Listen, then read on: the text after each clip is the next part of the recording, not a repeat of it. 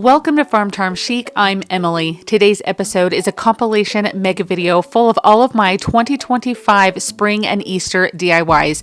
I have put most of the spring DIYs at the beginning and the Easter towards the end, so I hope that helps you. Remember to hit that thumbs up if you like any of today's projects. I have over 25 different DIYs in this video, so sit back and enjoy and get all of that spring and Easter inspiration.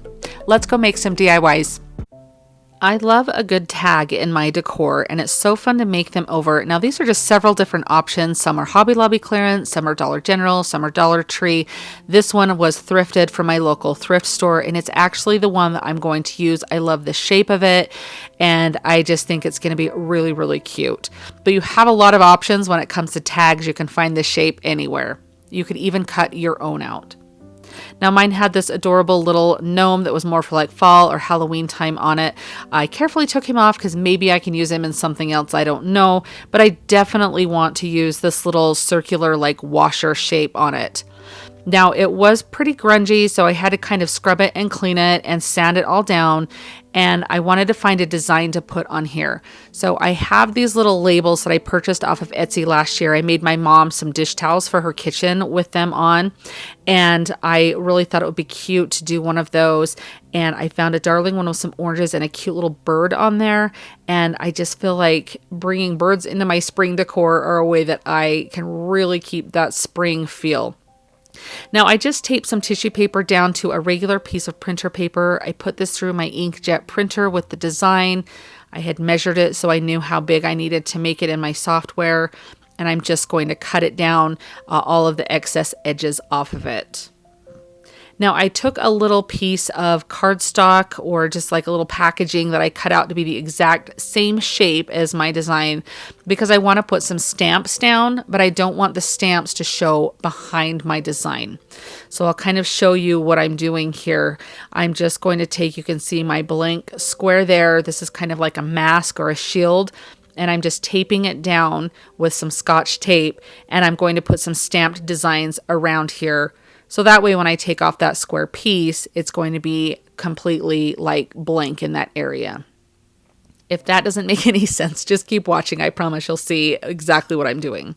So I remove my stamp here, and just be careful when you're using stamps and you have a mask or shield like this that you're making sure to push down really well on the area right around the edge of your mask. That way you can get your stamp design right up to the edge. So I'm using a couple of different bird shapes and a couple of different floral shapes on here, and I just go around, and there's no rhyme or reason to this.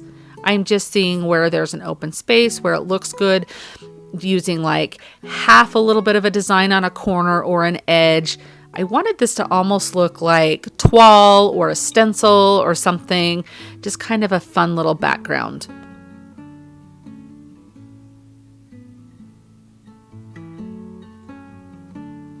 These bird stamps came from Dollar Tree, and they're some of my favorite. I absolutely love them.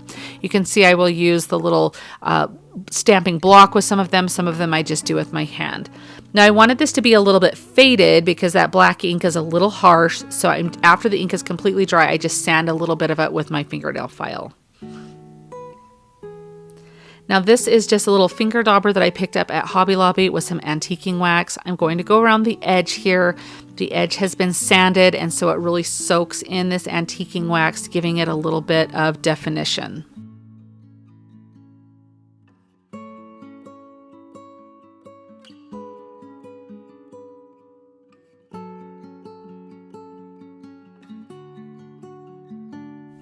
I made sure to do the sides as well because I think eventually I'll put another design on the back of this so it could be a dual purpose DIY, but I just wanted to make sure that from the side angles that you saw it was all cohesive. Now to get my tissue paper design down, I'm just putting some Mod Podge down in that blank area, and then I will let that completely dry. Now while the Mod Podge is drying, I'm just going to put a little bit of antiquing wax on that little washer. I think that is such a fun element to have. If you don't have like a little wood cutout one like I have, an actual washer I think would be really cute on there.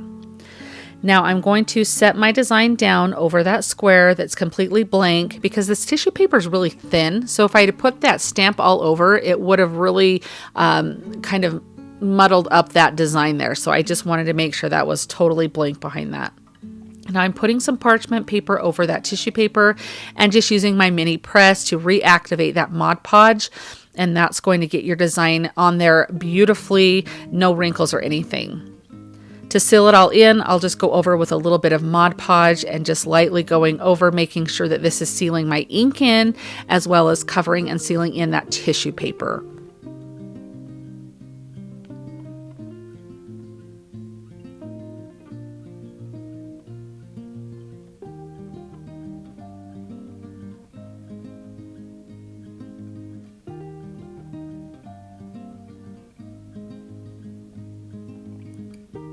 Just using a little bit of hot glue, I'll go ahead and attach that washer right over the hole.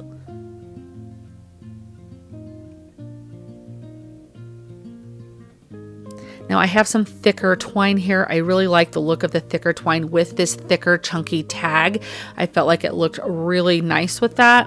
I also thought maybe a couple of beads might look nice on it. So since it was thicker twine, I stuck some needle nose pliers inside of my beads and kind of just pounded them a little bit. That way I could make sure that I had an opening big enough that I could fit that twine through there. And I did have to use my pliers to kind of pull it through. It took a little bit of time to get this, but I really think it was worth it. I think those beads really do make this look so cute. It's the little touches that make things look so nice and upscaled. Now I'm just tying a knot in the top here, making sure that it's really tight, and then I'll just cut my edges down. I always take my fingernail and kind of break apart those edges so it doesn't look so crisp and clean. It looks like it's been around for a minute or two. Here's the tag all complete. I think this is such a perfect piece of decor. I think it is very springtime, but it is also something that could stay out all year long. But I really feel like on a tiered tray or on a shelf as a shelf sitter would be so cute and such a fun piece of decor. Even making items like this to sell, I think these would be good sellers. I just really think this turned out so pretty and elegant. What do you guys think of this? Did you guys like how it turned out? You'll have to let me know down in the comments if you like decorating with tags or not. I think they're so fun and such a little versatility that you have to make them for different seasons and different times. I just really love them.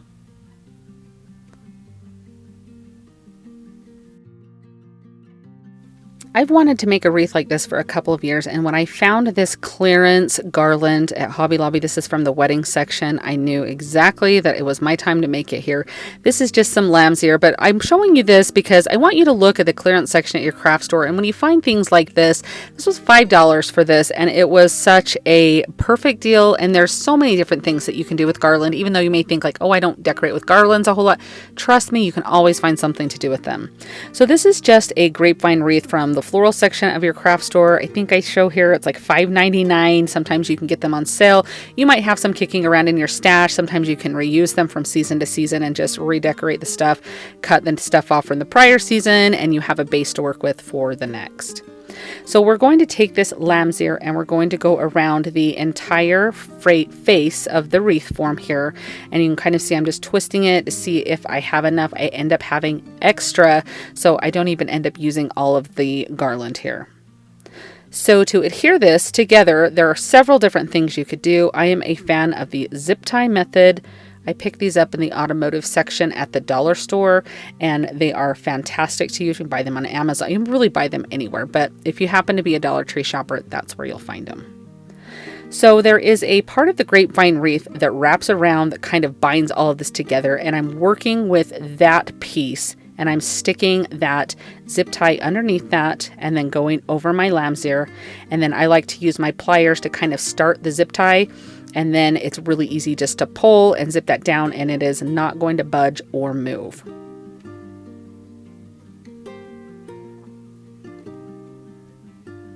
I'm kind of twisting it so that way the leaves hide the zip tie, but I will show you later on in the wreath when we get to this point what you can do to hide those, so you don't have to really worry about that entirely yet. But I'll show you here that I'm just pulling the garland taut, that lamb's ear taut on there, and then when I get to that next space, you can see where I stick that under that piece of the grapevine that binds the wreath together. Then that is my next natural point that I will adhere and zip tie my garland to it.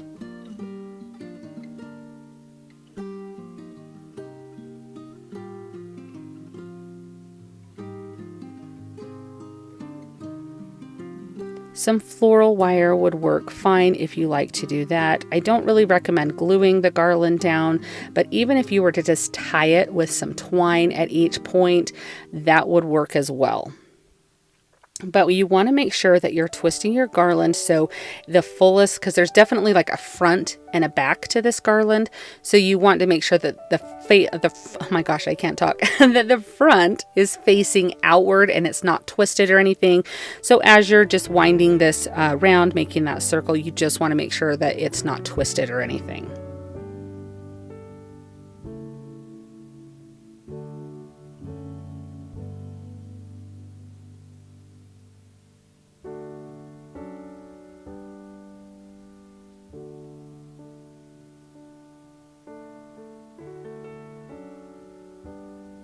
I felt like everywhere that main piece of the grapevine was wrapped around, that it was enough space that it was not going to sag anywhere, the lamb's ear, and that it was pulled tight enough. And if you feel like maybe it's not, or you need more, just feed that zip tie through some of the grapevine pieces in there. It's going to be fine. Trust me, as long as you're snagging some of the grapevine to hook this to, you're not going to be able to mess this up. It's going to work great.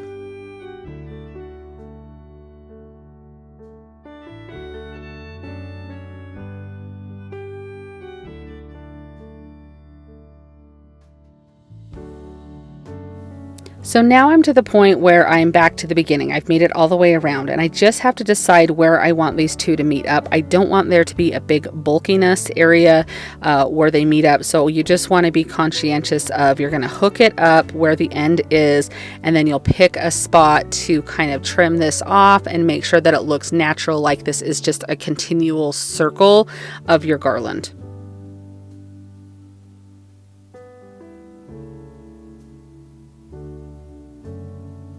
I'm just using my snippers here. These came from Lowe's. You can get them at any hardware store, but they are nice because they have that really easy to use handle.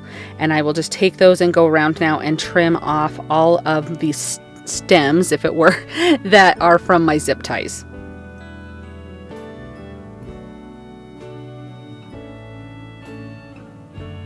Now these are some terracotta pots that I got. They're just like 1.5, 2 inch. They're really small. But I bought a whole box of them at the thrift store when my family was traveling. We were at this little teeny town and I was like, oh, I've got to run in this thrift store. And I got a box of probably 40 of these for $1. So definitely a bargain. And I use these all the time. So check those thrift stores and look for some cute pots like these. If not, you can get them in like a 3-pack at the Dollar Tree. But I kind of got a little heavy there. I was going to distress these, and so I'm just showing you, wipe it off and then sand it back if you get a little too heavy. But I wanted these to look a little bit aged, so I'm just using some paint to do this. I know there's different ways that you can actually age terracotta, but for the purpose of this wreath, we're just going to go ahead and dry brush some splotchy white paint to add a little bit of texture, make them look old. So now I'm just dry fitting them where I want them on my wreath. I want these to kind of go around in like a little pattern here all the way around. I have 6 terracotta pots. So I decided to put like a clock face. If you imagine that I have one at 12 o'clock, one at 6 o'clock, and then I have one at 2 o'clock and 4 o'clock, and 6 o'clock and 10 o'clock, or 8 o'clock and 10 o'clock. I hope that makes sense. Maybe just watch what I'm doing rather. But to get these on my wreath, there's a little hole in the bottom of the terracotta pots. So I just feed a little bit of twine through that. You may have to put a little bit of your hot glue, and when it cools, you can kind of press it with your fingers and twist it, and it makes kind of like a little hard end to your twine that you can feed through the bottom of your terracotta pot and then tie it on. Super simple. And I just love how easily this worked. So I'm just going to flip over the pot, and then I will just tie this in a knot on the back. And these are super secure. If you feel like you want to double up on the twine, you can. But honestly, if you tie them tight on here, these are so secure.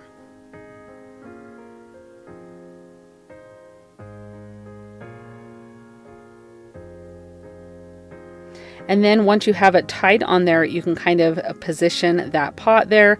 I kind of wanted these going in like a circle, so you'll see that the opening kind of goes, the next one will face that same direction, coming down. You'll see what I'm talking about here as I go around the wreath. It's kind of hard to explain, but I'll just kind of let you watch how I tie these on. You can see I hit that with the hot glue.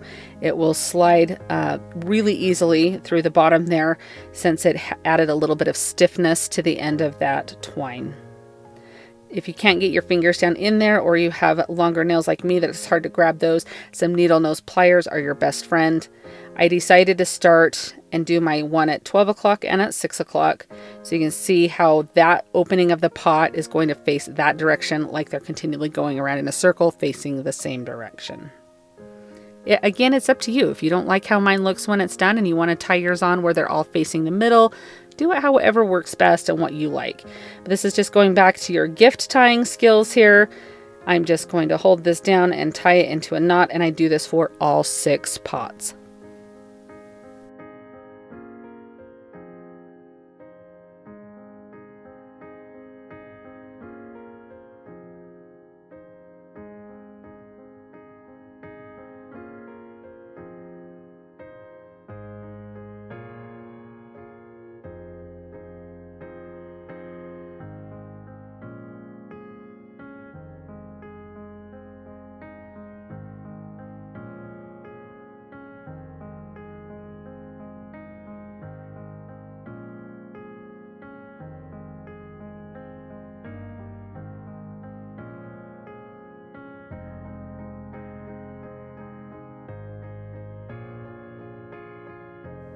As I'm finishing up this side, I'm seeing how cute it all looks. I love that terracotta color with the splotchy white paint on there to make it look a little bit aged with that lamb's ear. All of the feels going on here are so great for spring, and I'm loving this, you guys. This ends up being one of my most favorite wreaths I've ever done. I'm so excited to put this on my front porch.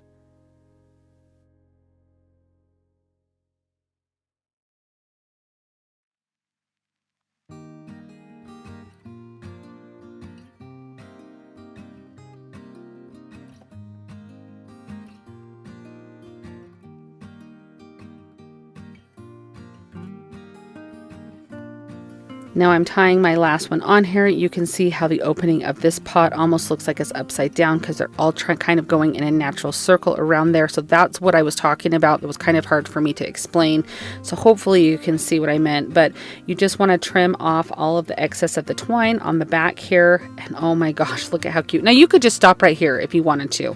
I'm going to put a little bit of Spanish moss in each of these. So I just put a little bit of hot glue. This will cover that twine, so you won't be able to obviously look at them and see like, oh, she just tied it on with twine. So it kind of just is like, oh, I hope that people will have no idea how these pots got on there. But, you know, you and I will know. But this just covers the inside of the pot there. And you could even stop with just the Spanish moss in there if you wanted. It's totally up to you. This is one of those projects that you make it match your decor, and this is just giving you the basics, and then you take it and run with it.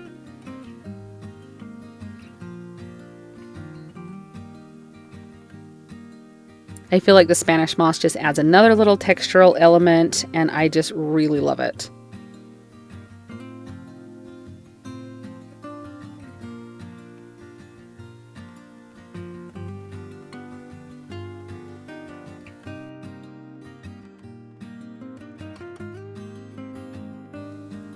I decided to get into my spring pick scraps. These are all just little pieces that I have left over from other floral projects I've done. See if I had some cute little spring greenery to bring in here. Now you could stop with the Spanish moss. You can add whatever type of flowers you want. Some succulents would be beautiful in here. But I'm just kind of playing around. I end up doing 3 different groupings, so that way I have 2 pots that are matching on my wreath. So you can kind of see the way that I did this, but just some little pieces, little scraps. I'm not filling these up very full, just enough. It brings a little bit of a yellow into it, a little bit of a white, but they were all just really beautiful, and I felt like this really kind of finished it off nicely. And since they were pieces, you can literally see I'm having to glue like each individual piece. And this is where that Spanish moss really comes in handy, because it will give the glue something else to adhere onto, helping keep your pieces glued in nicely.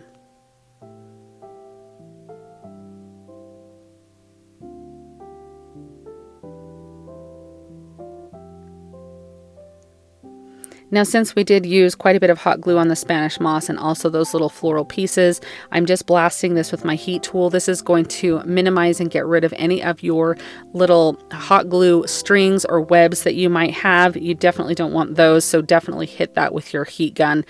But look at how beautiful this looks. Oh my gosh, this is so perfect for springtime. I am so excited about this. Like I said, this is one of my most favorite wreaths I've ever done. I love the little pots on here. I just think this turned out so beautiful. I would love to know your thoughts on this, and if you're going to try it, what are you filling your pots with? In the spring section at Dollar Tree, I found this little hanging like planter. It kind of hangs at an angle.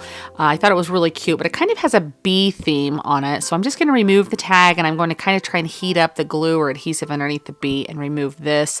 It kind of does leave a little bit of like a splintered wood there that I have to kind of scrape off and sand down. But I didn't really want the bee on there because I want to make this more like a carrot themed thing. You'll see what I do with it. It turns out really cute. So I'm just going to cover the whole thing in just a green color of paint, and I'm going to use a crackle medium on here because I want the green to kind of show through. I didn't want the entire project to be that. So I'm just going to put this as some folk art crackle medium. I just picked this up at Hobby Lobby, but you just want to do a thin coat of it all over, and just anywhere you want that crackle effect to kind of take place. I like to speed up the drying process time with my heat gun. It has you like let it sit for about 30 minutes, but I'm not very patient when it comes to crafting. So now the magic of this is you're going to paint your top color, which I chose to do white. And as your top layer paint dries, it's going to kind of slip on that crackle medium, and it causes your paint to crackle. It's the most amazing stuff. It's really kind of fun. But it does work very quickly, so you just have to be careful. You can't go over your sections painting a lot, or you'll disturb kind of the process that happens. But when you heat it up with a heat gun, it kind of accelerates that, and you kind of get some bigger cracks. But look at how awesome that is. And it's kind of hard to see on camera, but if you were to look at it like up close or in person, that grain really pops through there.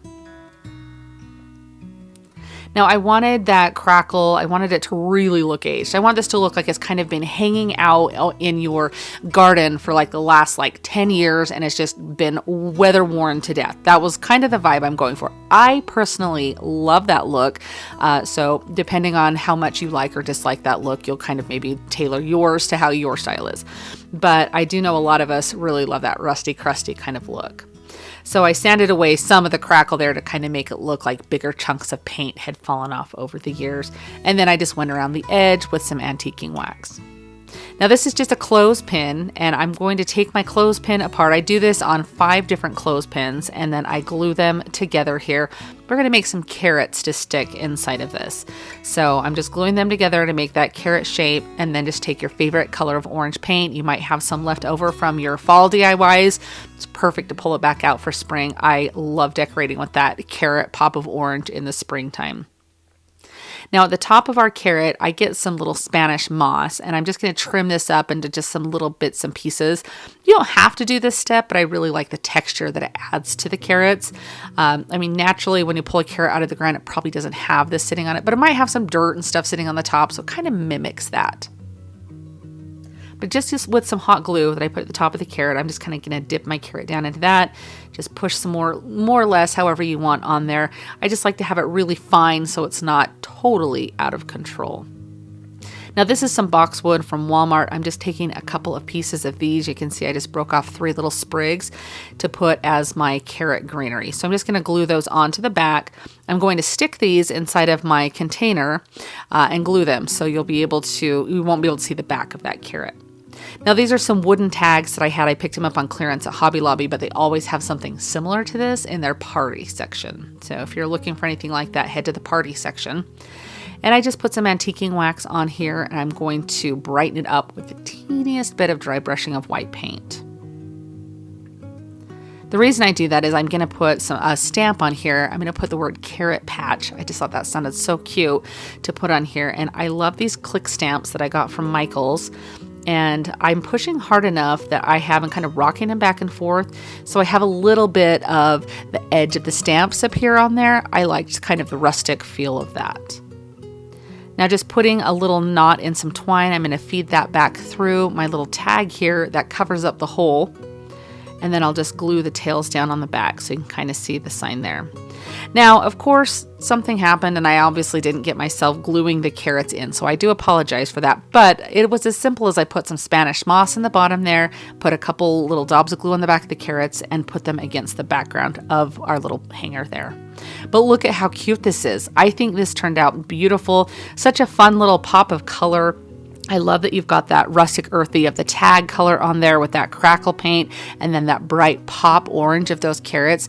I think this is the perfect project for spring. I love this. I think this would be so fun, even to have like hanging off the side of a tiered tray or hanging off somewhere in your home. I just think this turned out so cute. What do you guys think of this one? I found this cute little soda carrying case for $2 when I was thrifting at my last little thrifting adventure. It has this little bottle opener on the side. When I saw it, I knew immediately what I wanted to do with it. So I'm just going to take the bottle opener off here and just leave this without it. Now, when I was making this video, this random like strawberry appeared on my table and I had to go back and watch the footage and you can see my son throwing it in there. He denied it until I showed him that footage. And then he was like, okay, fine, I was caught red-handed. I don't know. I thought I would leave it in there because it was just kind of fun. Now, I just am grabbing some of my stencils that I have here. I wanted this to say fresh herbs, and I have this little sign that had the word fresh already on it, and so I thought it would be kind of fun to utilize what I had there. And then I'll use those Dollar Tree letters you can see down in the left-hand corner there. I'll use those to put the herbs word on that bottom little slat of my little carrying case here. I really wanted this to be kind of an organic, fresh looking little carton that you would maybe cut fresh herbs from your garden or something and place them in there while you were carrying them. And so that was kind of the vibe that I was going for with this. Now I'm just using one of those little foam circular tools that you pick up at Dollar Tree to do my stenciling here. You can see how well that works. You just want to make sure when you're doing your stencils that you don't oversaturate your tool with paint. Otherwise, you're going to end up with some seepage underneath your stencils. Now, this did not have to be perfect because I will be kind of distressing and sanding this down so it looks like it's faded and has been used through many, many trips to your garden to pick your fresh herbs. Now, when I was doing the word herbs, I decided to start with the middle letter and kind of line it up with the word fresh there. And so I started with my R and then just kind of went on either side of that. I'm sure there's lots of different ways for you to center things or do things. Again, it didn't have to be perfect in my eyes, but I think I did a pretty good job of centering it all here. But just the same process with each of the letters here to get that stencil done.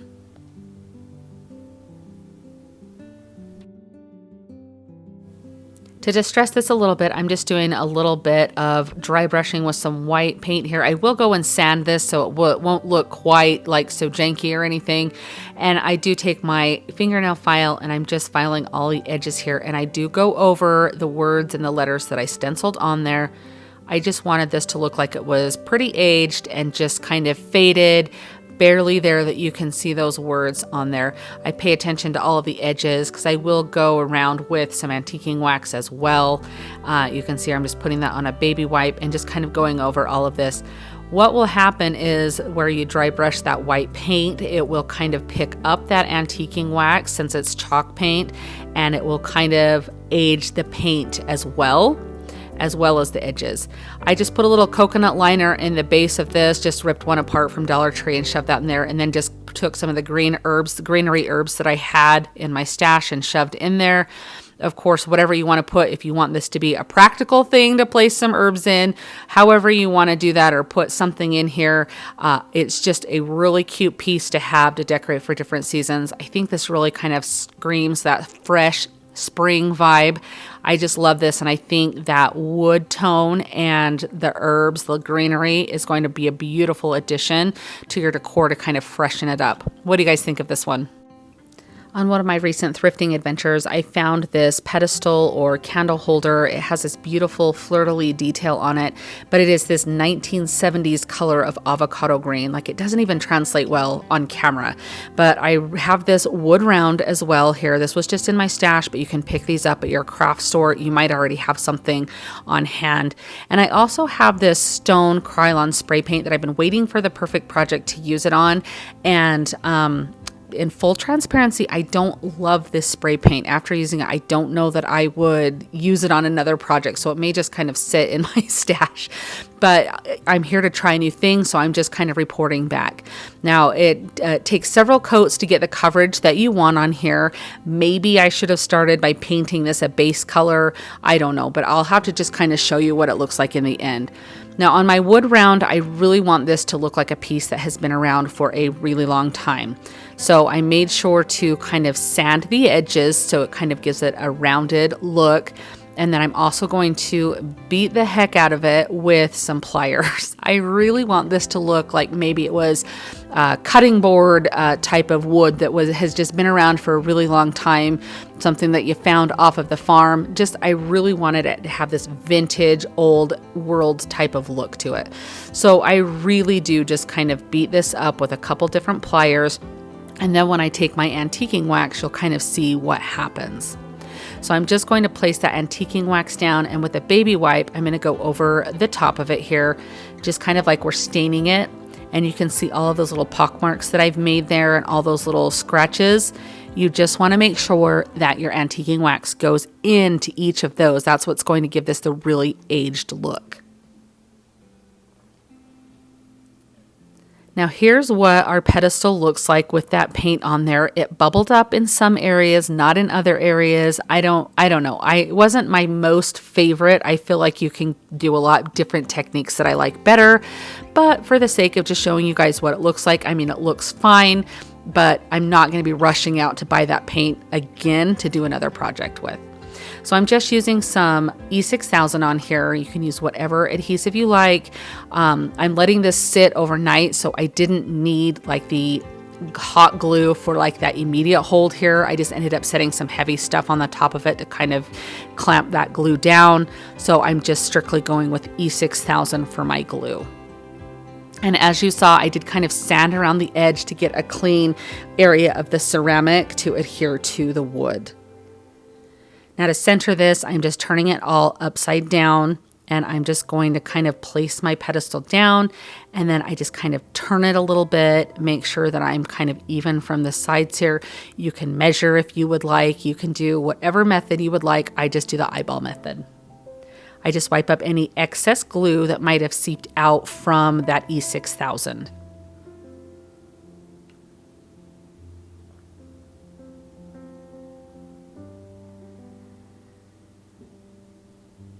Here's the completed project. It really does turn out beautiful. Again, I think you could save yourself some time. It took forever for this spray paint to dry. So I think if you were to just use some chalk paint on a thing that you get like this, you can kind of see it bubbles up in some areas, not so much in others. So I didn't love that. But I mean, I still think it turns out beautiful. I will definitely use this piece in my decor. Has a very fun farmhouse, French farmhouse vibe to it. And so I really think it's kind of going to be one of those staple pieces. But again, you probably could get the same thing from just using some paint. But what do you guys think about this? Do you love how this turned out? This is such an easy and fun DIY or hack. It could even be free depending on what you have on hand. I wanted to have a spring type of book stack, so I just went through my books and found some that had some covers that were kind of spring cheerful colors. And then I'm just taking some spring colored scrapbook paper to use to make little dust jackets for these books here for this book stack. So I picked kind of a green colored one, a florally one, and then one that had some vintage labels on it. I just kind of eyeballed where I wanted the paper to fit on my book, and then just drew a straight line so I could have these be as straight as possible. Now when you're taping these on, all I use is just some Scotch tape. That way I can remove these. I can put the dust covers back on, put them back on my bookshelf when I'm done. Or I can change these out for different seasons and have different types of scrapbook paper on them. This is such a fun little way to do this. Now your paper is not going to cover your entire book, and that is just fine because this is going to be stacked up one to another like the book. So you're not going to be able to see that the paper doesn't cover all the area of the book. Now, as you can see with this one, I kind of chose what design I wanted to show on the spine of the book, and then I just taped the paper accordingly. So that way, when you see the spine of the book with that design on there, it's exactly what I want to have showing.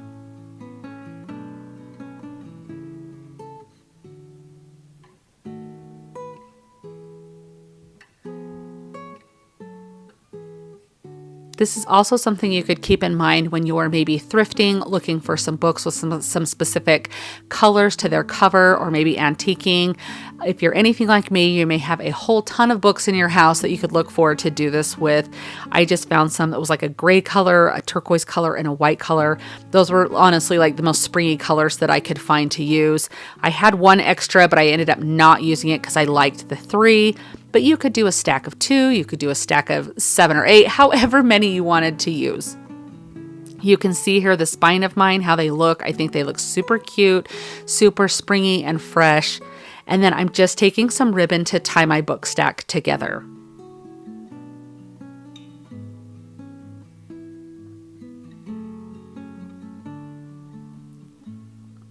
Since I'm going to be using my stack more as a riser on a shelf here, I don't need to tie a bow on there. I don't need to have any florals glued to the top or anything.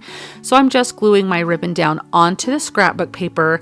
That way, when it's time to remove the paper from these, the books are not damaged. You can return the dust covers, put them back on your bookshelf and move on, or you can easily change the ribbon or paper out for different seasons and different holidays.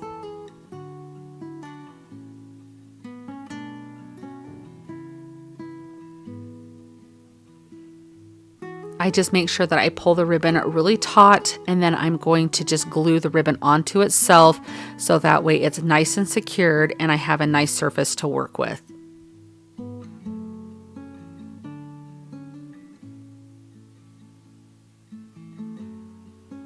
So here's what it looks like from the top that you'll be able to see. So that top is completely covered there, and those are the spines of the books there.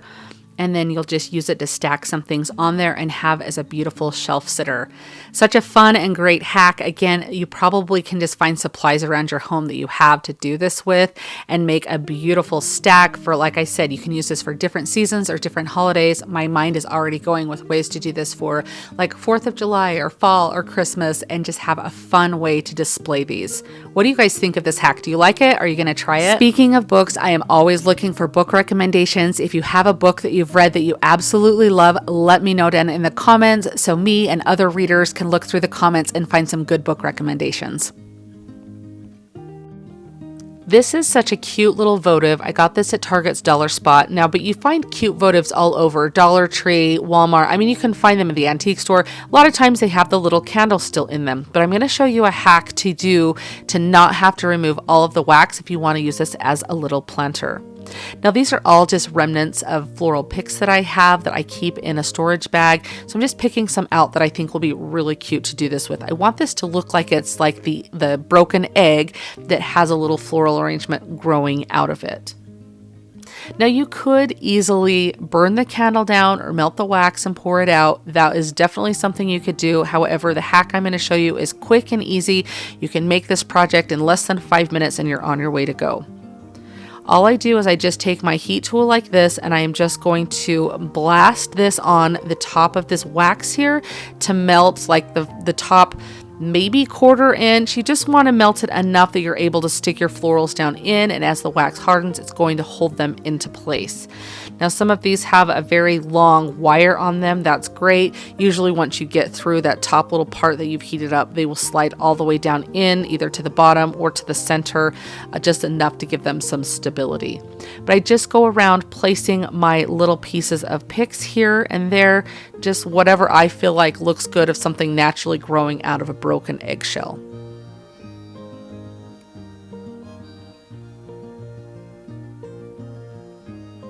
A lot of these are just pieces of Dollar Tree picks that I have when you kind of cut a couple off or you have the remnants. Do you guys save your pieces? I always save mine in a bag because you just never know when you're going to need something or a little bit of filler, and this is the perfect project to use those in. The fun thing about making this is if your candle is scented, as this one was, and you heat that up, you have a wonderful smell as you're making this project as well.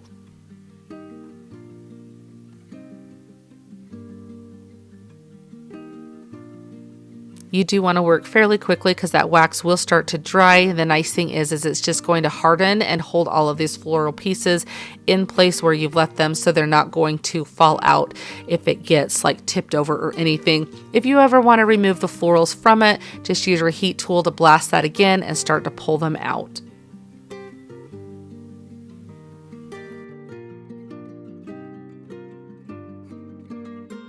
I think this is such a perfect little project, so fun and easy to do, especially with this particular votive that looks like the little cracked eggshell. I love that. It's going to be perfect for spring and or Easter, and such a fun little filler to put into your decor.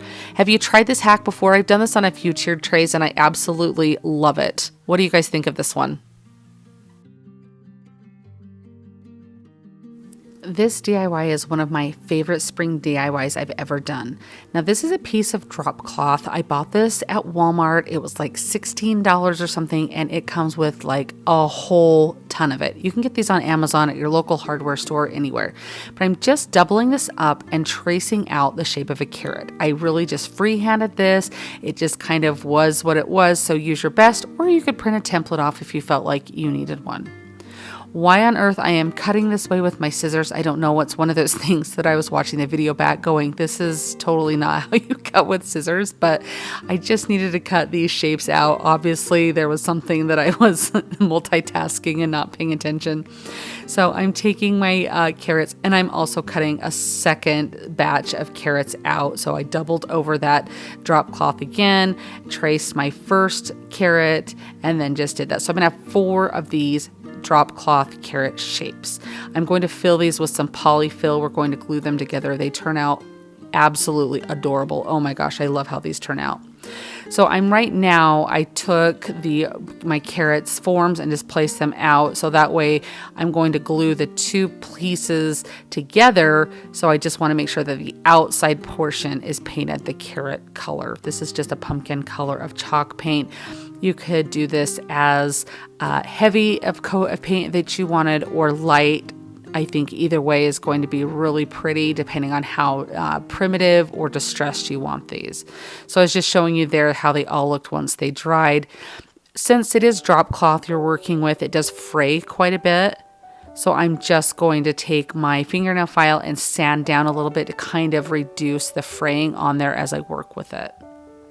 Now this is just a stamp with some script on it. I don't know what it says. I don't even think that it's in English, to be totally honest with you. It's just a stamp I picked up at Hobby Lobby, but I've seen some script stamps at Dollar Tree. You might already have something. But this ink pad is also just like a $2 ink pad that I picked up at Hobby Lobby, and it seems to work great for these projects. So I'm just going to kind of go all the way down each side of my carrot, stamping this script design on there.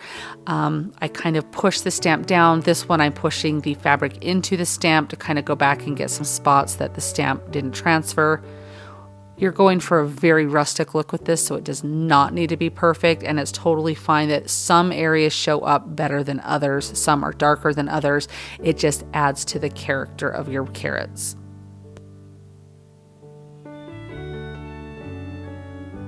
Now the fun part of getting these glued together and starting to fill them. So you're just going to take a bead of hot glue all around the edges, and I work in sections so the glue doesn't dry super quick, so that way each section that you're pushing together is going to have the best bond possible.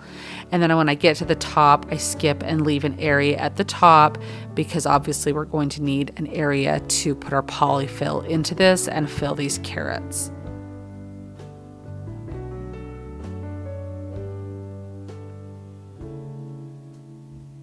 I'm going to do the exact same thing on the other carrot as well, just taking that bead of glue right along the edge.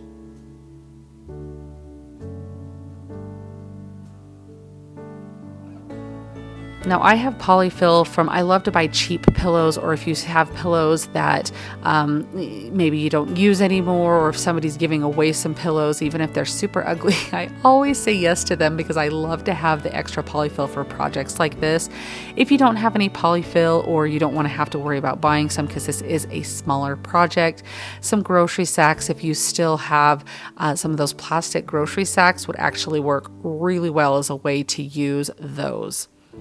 So you just want to make sure to use a dowel or something to scoot all of that polyfill or whatever you're using for your fill down into the point of your carrot. You just want these filled as tightly as possible, and make sure that you use something to get all of this fill everywhere down into that little point. That's what really makes these look high end.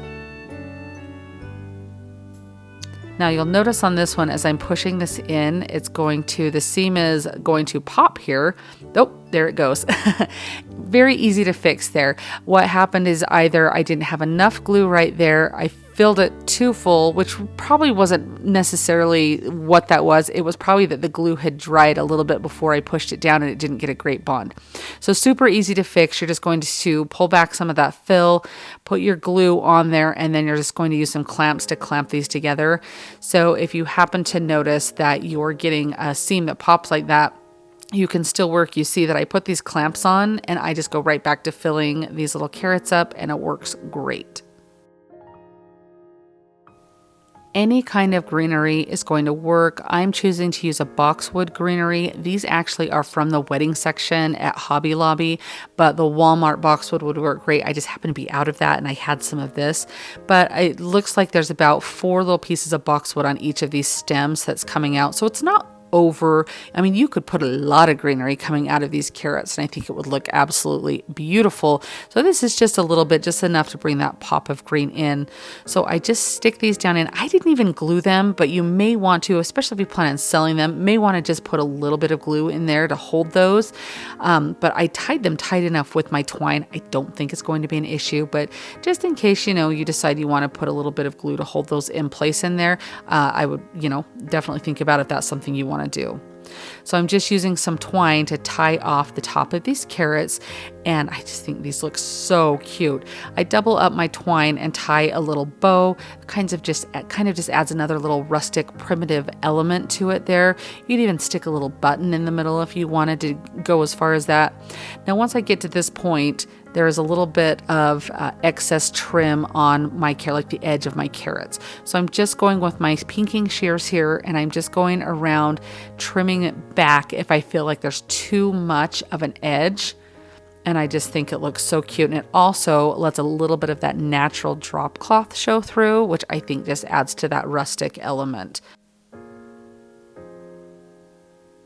I leave the tails of my bows kind of long. It just feels kind of like a little bit of almost like a root type of feel, like you're pulling the carrots out of the ground, and you have the hanging roots. I don't know. I just loved the long tails of the twine on there, so it's just a matter of personal preference. But the same thing on this carrot. I just kind of clean up the edge if I feel like it could be cut a little bit closer or a little bit better, a little bit more definition. I just take the time to do that. Oh my gosh, these carrots are so beautiful. I love how these turned out. I think these are the perfect little bowl filler or a shelf sitter.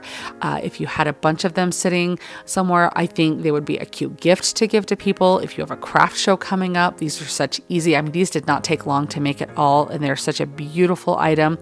I really am pleased with how these came out, and I just think they're so fun. I love using that pop of orange and carrots in my spring decor, especially with some cute little Easter bunnies. What do you guys think of these? Are you going to try them? I hope that you do, because they are so easy and they turned out so cute. While going through Target's Dollar Spot, they had these darling ceramic eggs, lots of different colors of them, and these beautiful little egg cups. And I thought they were so cute. I ended up only using one egg for the DIY. I did pick up a couple, but I ended up not using them. So it's up to you on what you decide to do. Maybe you've already got some cute little eggs at home you would like to use. So I'm just going to take the sticker off the bottom of this pink egg and use it with the green egg cup. I thought those colors contrasted beautifully. It did take me a minute and a Cricut tool to be able to get this sticker off the bottom, however, so sometimes it takes a little bit of work to get things the way that you want them.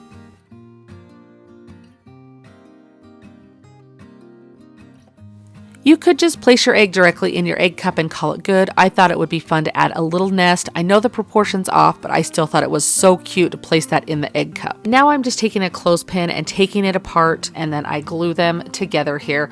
we're going to make some carrots to stick inside of this. So I'm just gluing them together to make that carrot shape, and then just take your favorite color of orange paint. You might have some left over from your fall DIYs. It's perfect to pull it back out for spring. I love decorating with that carrot pop of orange in the springtime. Now at the top of our carrot, I get some little Spanish moss, and I'm just going to trim this up into just some little bits and pieces.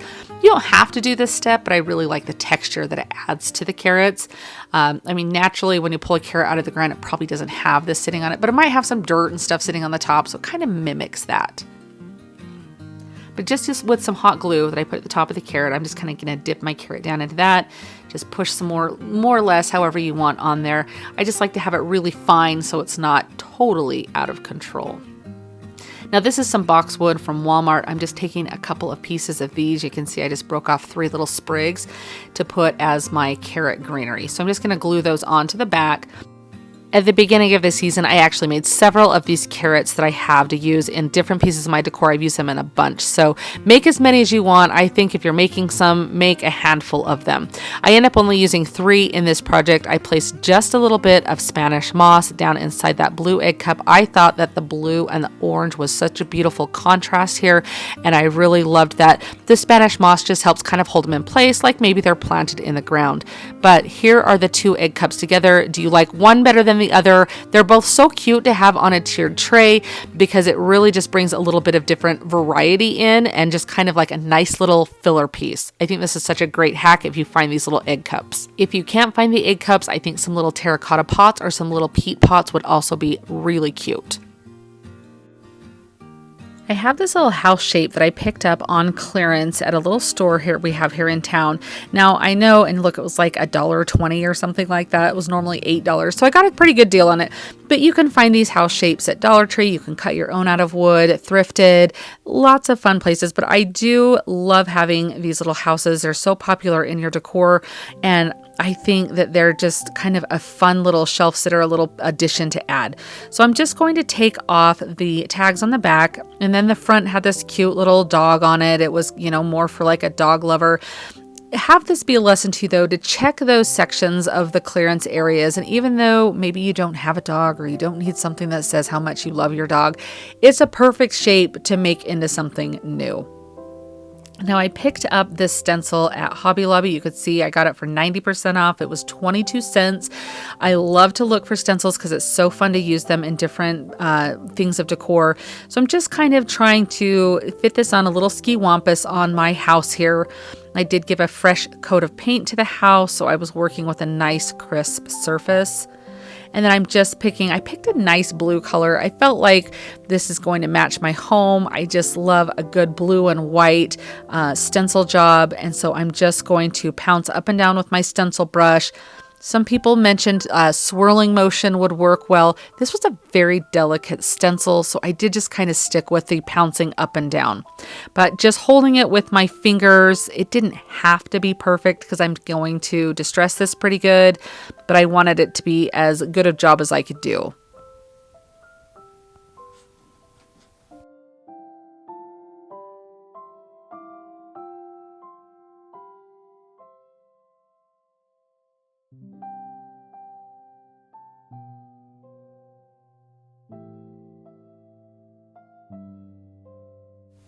I love a reveal on a stencil. I think it turned out perfectly. I love kind of the asymmetrical way to the design. Now I want this to be kind of faded. It is a darker blue, and I just wanted a really worn look. I love that look, but obviously you could leave this just plain if you wanted. You can see how much I sanded it back. That's just a matter of personal preference, but I think that it looks just like something that's aged and beautiful, and I just love it. Now I'm taking a finger dauber and I'm just putting it in some antiquing wax. A baby wipe would work great to do this. However, I found these finger daubers in at Hobby Lobby, kind of where the distressing ink is, and I've seen a lot of creators use them. I've never seen them at the craft store before, so I picked some up, and I actually kind of like them a little bit better than a baby wipe, especially since you can kind of rinse them and use them again. So haven't used them with the inks yet, but I do like them with the antiquing wax. And I think that using the antiquing wax around the edge is just going to give this a little bit of definition and add another layer of some character to this piece.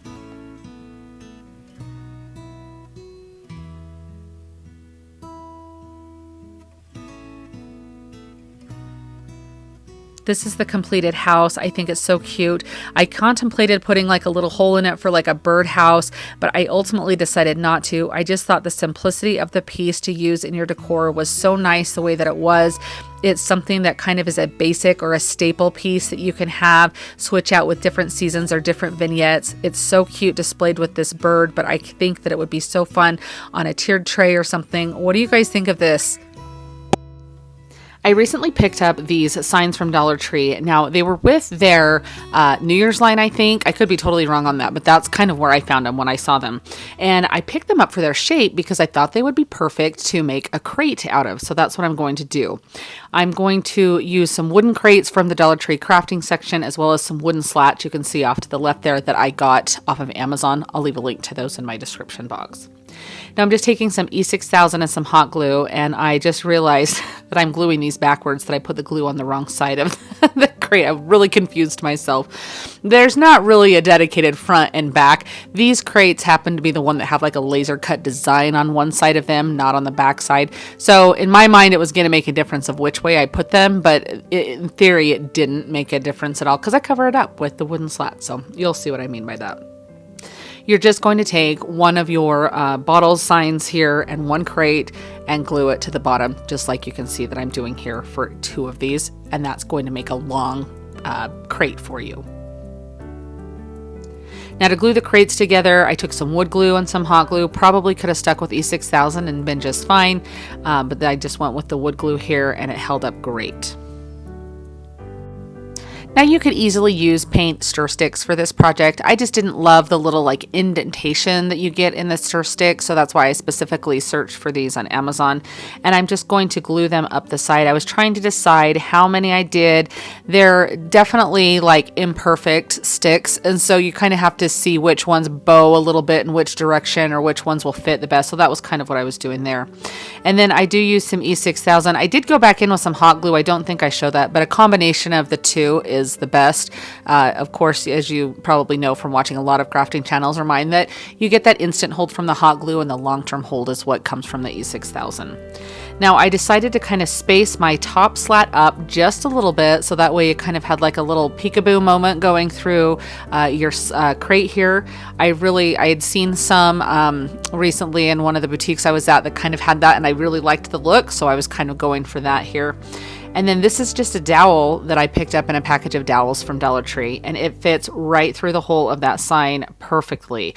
So I do have to cut down one of the ends though, and how I love to attach these is I just use some little wooden half beads, and you can pick these up at your craft store. You can pick them up on Amazon, and I just am gluing one to one end, and then I will place, kind of put some glue in there and stick my, I almost want to call it a skewer. This is thicker than a barbecue skewer. It is an actual wooden dowel. But you can see I'm just using, those are like the dog toenail clippers that you can pick up at Dollar Tree. I've seen a couple crafters do that, and so I have a pair in my stash just to do that. But, you know, if you have some miter shears, those probably work a little bit better. Anyhow, you just want to cut this down so it's going to fit in there, and then you can cover up that other end with another wooden half bead, and I just hot glue those on, and that's all I do, and that's all the holes you're going to need. Theoretically, this is not going to be something you'll be carrying around. It's just for decorative purposes, so it doesn't need to be like an ultra sturdy dowel on there. It doesn't need to have like the extra glue or anything. Your hot glue is going to be perfect. Now comes the fun part of deciding how you're going to decorate your crate. I decided to go simple with mine. I am loving this sage green color from Folk Art chalk paint, and it's kind of a little bit deeper than like the celery color, and it's got a really green undertone rather than a blue undertone, kind of like the vintage duck egg that I use a lot. So it just, I don't know, for some reason I'm just feeling this color a lot for spring this year, and I do brighten it up with a little bit of some white dry brushing over the top of it, but not much. Now you could put a decal on this. You could jazz yours up as much or as little as you wanted, distress it if you wanted, but I really just loved, I'm kind of getting in all the nooks and crannies here to make sure that all of the paint or all of that wood is covered up. Now here's where I go in with some white chalk paint. And this is just a little bit of dry brushing to give it a little bit of texture. Totally optional, but I love the way that this looks. And since I really have a spot in mind where this is going to go in my home, I was kind of going for the stuff that I like on it. So you can just see I cover every little bit with the dry brushing. Always remember to hit like the sides and the insides of your projects. That way, if you see it from any angle, it all looks cohesive. Here it is with some herbs. These are just some faux herbs that I have from like the floral accent section of Hobby Lobby. And I love them. I love the pop of the purple. I want to say I think that's sage in there and then some lavender that bring in the purple there. But just the different textures and the different leafy greenness of these herbs, I think just really are beautiful in there. And that's why I love the green color that's on the paint color that I used on the crate itself, is because it contrasts really well with the greenery. I just really love this and think it's beautiful. I think this is going to add such a fresh look to my home. This is a super cute and fun little idea for a riser. Both of these pieces came from Dollar Tree. Now this metal candle base is a little flimsy, so I was just trying to bend it to be as straight as I could. And then I'm using this little scalloped tray that is available in the Crafter's Corner at Dollar Tree. Now using a couple of tumbling tower blocks, I'm going to glue them to the top of our candle holder here, and then we're going to glue this to the wooden tray. Now, I initially was going to paint this all the same color and do kind of a different technique with it. However, as I started painting this, I ended up really liking the gold color with the paint that I was using. So in full disclosure, if I was to do this again, I would paint the wooden piece now before I glued it onto the base. But since I thought I was going to be doing this all the same color, that's why it kind of is the way that it is. So just keep that in mind. I'm using duck egg, vintage duck egg from Dixie Belle. I love this color. It is kind of a bluish eucalyptus. I just love it. I think it is such a fun color, and I feel like it's perfect for spring as well. Now this is when I was deciding I liked the gold color on the base, so it was a little tedious getting the underneath, which you do want to do because you will see the underneath part. To brighten up that gold, I'm using some antique gold rub and buff to go all over this. That's just going to take care of any imperfections. And while I had that, I decided to go along all of the edges on my little tray. And this works out so nice because you get that beautiful scalloped edge. And so it's going to hit that and it's going to highlight that and make it so beautiful. And when the light catches it, it is so pretty.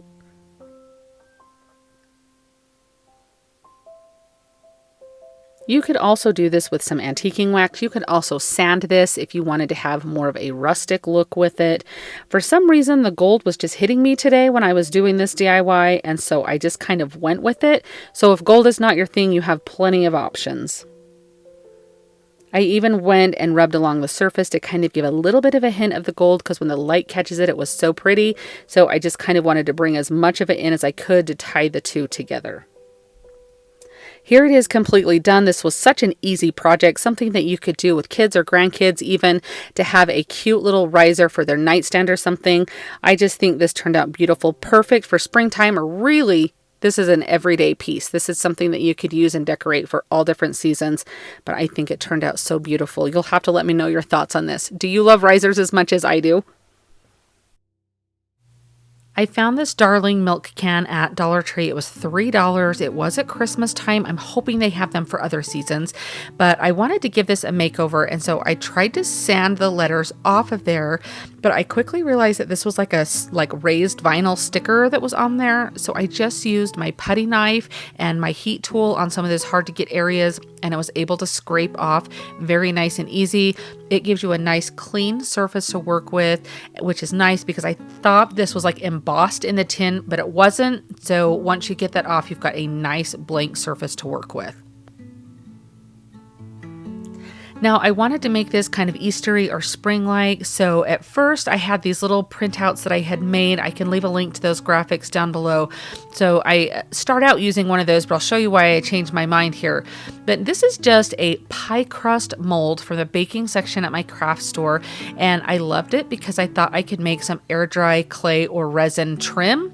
So I'm gonna try it out. I just put some cornstarch in my mold, and this is just some of the just regular air dry clay. You can pick this up at any craft store. Sometimes Dollar Tree even has it. But I just roll it out into a long kind of worm shape there that will fit, and I can just press it down into the mold, making sure that all of my clay gets down into all of the little surfaces. I just use my putty knife to scrape off any excess clay along the back. You can see there, and then I will just go through, make sure my clay is still pushed down into all the areas, and then smooth it out. And then I just flip the mold over, and using gravity, this is when using cornstarch really comes in handy, is it helps your clay pop right out of there. You can see how that came right out. And look at how cute this is. This is kind of what I was going for at first here, was making a little oval shape or an egg shape to kind of go over this design. So I did Mod Podge that design down onto my surface. And then using some glue, I'm just going to glue on the trim right around, kind of encasing that little design. You want to do this while your clay is still wet. That way you're able to manipulate it and kind of get it into the spots that you want. Now with my design, I needed a couple extra little pieces of the trim there. So I'm just cutting it down to size and fitting it in. So this is what it looks like here. This is after it sat for a minute. I kept looking at it and I didn't know that I absolutely loved that design in there. I think I could do a different project, so my mind is kind of thinking what else I could do. So I'm going to get these other two little areas on here of this trim. It's kind of like a braided trim. Maybe it's lattice, I don't know. Anyhow, I'm just going to do the same process as I did with the little beaded trim. Just press my clay down into there, and I'm going to make another little area of trim to go around the rim of the milk can.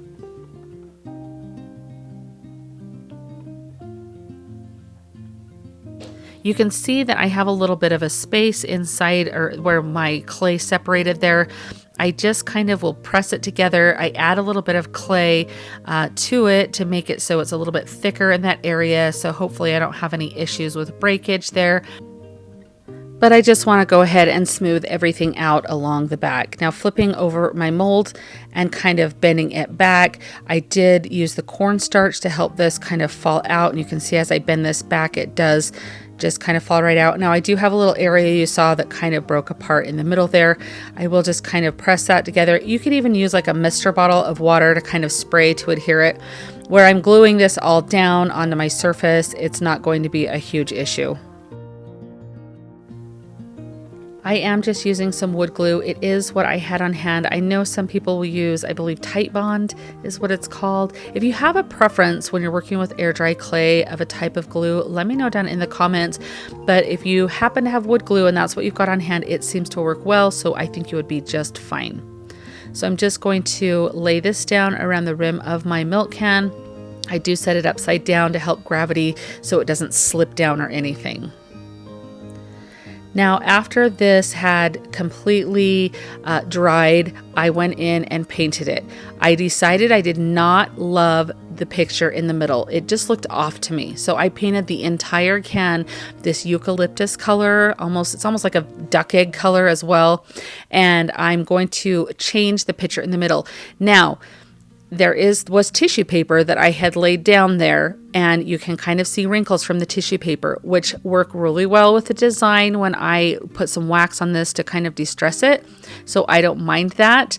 I just kind of had to embrace it and go with it at this point. I think it looks great. You'll have to let me know what you think. But sometimes you change your mind with projects, or you're just not feeling what it looks like, and you just kind of have to pivot and just kind of move forward. Now I got these stamps at Dollar Tree. They're beautiful. They're perfect for spring. I love birds and I love using them in my springtime crafts. So I'm just going to use these stamps and this ink to put a design here. I just think this turns out so cute and vintage. And then it has the word beautiful. Maybe not my first choice of words, but it's what I had a stamp for and it fit in there. And so I went ahead and stamped that there as well.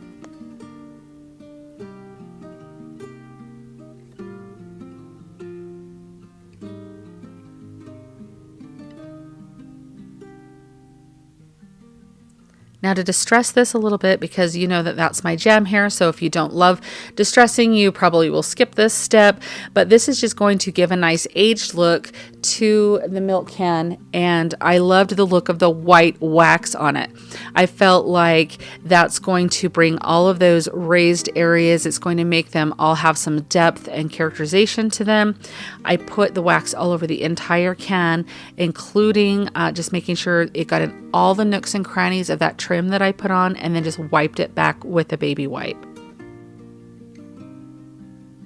I am really pleased with how this turned out. I think it's so beautiful. It's perfect to put a little plant in like this. You could even put like a little bird nest on the top with some eggs or even a cute little bird on it. I think that would tie that little bird on the front of it in. I just think this is so sweet and perfect for spring. What do you guys think of this? Do you like this? I think the techniques that were used in making this milk can, you could definitely use throughout any season for any style in your home. I have these styrofoam eggs and I thought it would be really fun to make some egg topiaries. Now I'm just showing you that there's all sorts of different sizes that you can come up with. This yellow one came from Dollar Tree. It had some beads all over it and glitter, so I just kind of sanded it off. My other ones came from the craft store, but anyway, you can get your hands on some different sizes of eggs will be great for this DIY. I want to make some egg topiaries. I thought this would be so fun. I made a moss egg in one of my last videos. You guys loved it, so this was just kind of taking it and doing something a little different. So each of these eggs is just getting a coat of sage green chalk paint. That is just so you don't see any of the styrofoam underneath the moss after we glue that onto each of these. It's just such a necessary step. Now this is just some reindeer moss. You can pick this up at Dollar Tree or any floral section of a craft store. I'm just going to cut mine into some little pieces. And as I was doing that, it was super, super dry, which happens sometimes. Reindeer moss has kind of a buoyancy to it, like kind of spongy feel. And sometimes if it's crisp, you just need to mist it a little bit with your mister bottle. You don't want to totally saturate it, but it's going to kind of alleviate that crunchiness and give you that nice bouncy feeling that the reindeer moss is supposed to have. After I do that, I'm just going to chop this up into such little teeny pieces and then just start gluing it on. This is a little bit time consuming, but it is such an easy project to do. It does use a little bit of hot glue, so just make sure you've got like a nice fresh pack of hot glue sticks when you're doing this. But you're just going to work in sections, putting some glue onto your egg and then just kind of bouncing it down into your reindeer moss. Just be really careful when using your hands that you're not going to burn them because that hot glue can kind of seep through that reindeer moss. So just make sure when you go to kind of push things down with your hand, you've let it maybe sit for a minute or two, and that way you're not going to get the super hot glue. So you can see just working in sections. I'll just fill in a little section and then kind of fill it in with the glue. And then I'll just bounce that down into, and it picks it right up. So you just want to continue this step with all of the eggs until they're completely covered in moss. Sometimes you may need to take a little bit of time and do a little bit of like trimming on your egg, like give it a little bit of a haircut. It starts to look kind of shaggy. And so I just take my scissors and just kind of working from the base along the shape of the egg, just kind of work my way up to the top. It just depends on how like organic you want these or how shaggy you want them. I'm just taking a couple of terracotta pots and just dry brushing some white paint to brighten them up. I like the way that looks. That kind of matches my decor, but whatever pots you had would work fine. Now I am just putting a dowel into the egg here. That's what I'm going to use. I did put some pool noodles or styrofoam, whatever you have, use that in the base of your pot. And then a dowel is what I'm using to kind of glue that down in and get that stuck down into that. Now you can see those little sticks I have in the center of my screen. That was a bunch of grapevine sticks that I purchased at Hobby Lobby. I'm going to try and make these look like they are the trunks of like the little topiary, little branches. So hopefully it turns out really good. I actually like the way it ends up looking, but you could just use just a simple dowel painted or a stick from your yard or something. Make it as personable as you want to, or as like however matches your style. So you can see I did poke a hole with the dowel, and I'm just going to get a couple of sticks and then match them up. I wanted the straighter sticks kind of all lined up together so that way they weren't going like several different directions. You can see I'm just going to kind of stick those down in, and then I'll trim them off where I feel is a good spot to trim them.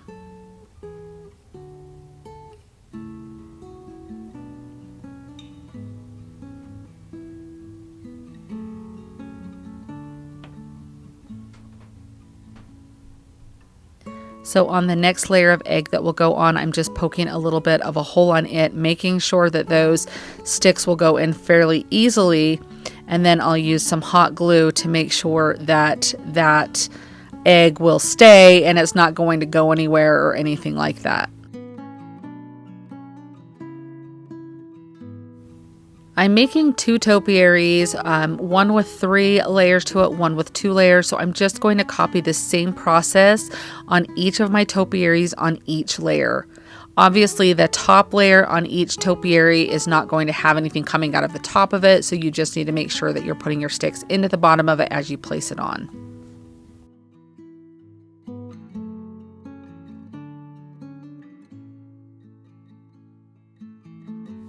One thing you can do is place a little bit of Spanish moss. I do have my eggs fit securely onto the pot so they're not raised up, but you could do that. You just want to make sure you're not going to be able to see, especially where my pool noodles are bright blue. I don't want to see those, so that's one reason I covered them in the Spanish moss. Now here's where I'm securing my base egg to the terracotta pot. But again, if there was any like openings or gaps or anything, I would not want to see that blue pool noodle.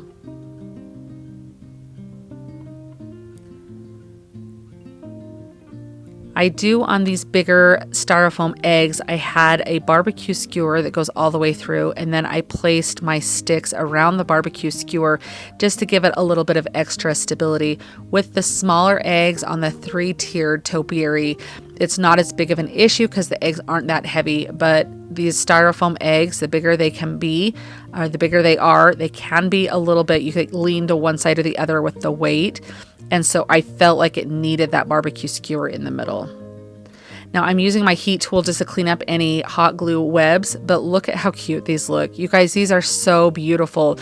And I've seen these in stores for like $50 and up. I mean, they're just, it cost me just a couple of dollars and a little bit of time. It was such a fun project, and I think these are a beautiful addition to your decor. I love a good topiary in my decor, and to have them kind of be more for spring and Easter, I think these are absolutely perfect. What do you think? Would you guys try to make these? I'm using one of these little bunnies from Dollar Tree. They've had these forms the last several years, and I have a couple of them in my stash, but I've actually never used one to craft with. So this is a first for me. I am just filling the little holes at the top where the hanger went with some hot glue. I'll sand that off. Some spackling would work just fine. Since I'm not hanging this, I just don't need those holes. Now I'm going to give this a nice coat of fresh white paint to brighten it up a bit, only to go back over it with some antiquing wax in just a second to dirty it up. You'll see what I mean. So I'm putting a little bit of antiquing wax because this has a wood grain texture. I thought I would put this on and then dry brush the white back on it to brighten it up, but it ended up looking very much like a wood tone, which I actually kind of liked. So paint it whatever color you would like, I guess is the message here. But you can see here how I'm just going over with a little bit of white paint, and it will hit all of those raised areas, and where it mixes with that antiquing wax, it does just create this beautiful natural wood tone color. And since not all bunnies are white, I feel like it works. Now you can see I kind of got a little bit heavy-handed in that one area right down the middle there. So to fix that, I'm just putting a little bit of antiquing wax on there and blending it in, and I think it looks great. Now this is a 2-pack of eggs, also from Dollar Tree here. I'm going to do the same thing to cover up the hole in this, just a little bit of hot glue. We're going to have our little bunny kind of hold this egg here. And so I'm just going to take that hole away, and then I'm going to give this a nice fresh coat of white paint as well.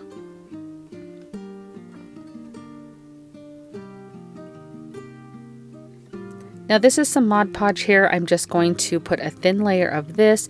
I have a darling napkin that I'm going to use over this, so I'm going to put on my Mod Podge and let that dry completely. Now I picked up this set of napkins from Home Goods. However, I mean, your places to get napkins, list your favorite place down in the description below. But Napkins are sold everywhere, so find your favorite napkin. This just had a really cute design on here, very vintage. I love the little chicks on it. It does say Happy Easter, but I feel like you could use this for Easter and springtime together. I'm just going to separate the layers of the napkin because you just want one layer. And then using a little bit of water on a paintbrush, I will go around the design here and using a pencil eraser. This is my favorite hack when it comes to working with napkins now. Use a pencil eraser. It gets into those little detailed areas that you want to get, and it tears the napkin without ripping too much. It's perfect. Try it next time. You'll thank me later. Now I'm just going to center this design on our little egg here, and you can see this napkin has 3 designs left that I can use from that one napkin.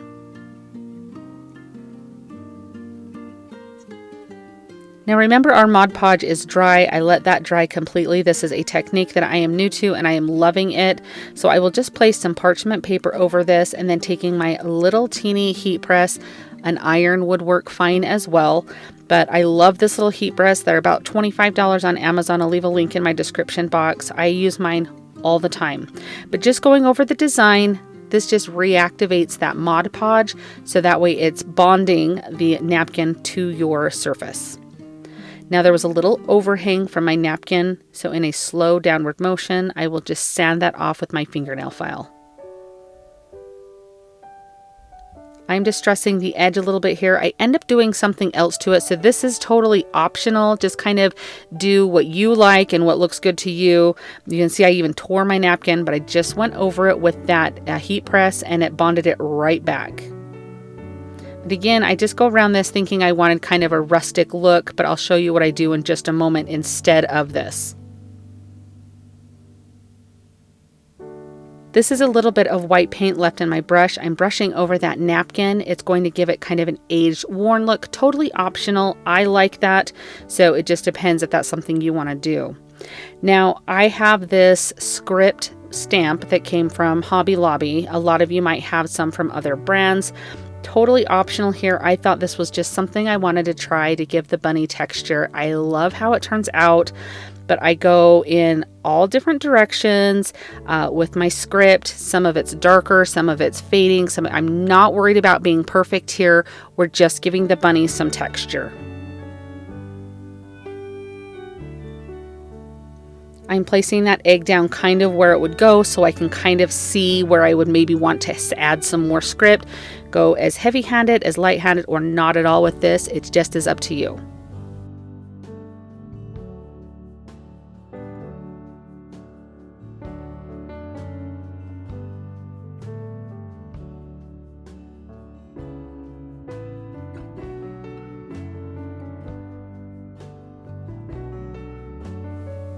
Since I'm working fairly quick while I'm doing this project, I normally would let this sit overnight, but I do use my heat tool to dry that ink because I do want to kind of dry brush over it, make it look a little bit more faded. So I don't want the ink to run. So depending on the type of ink you have or how long you set it, you may need to do that or skip that step.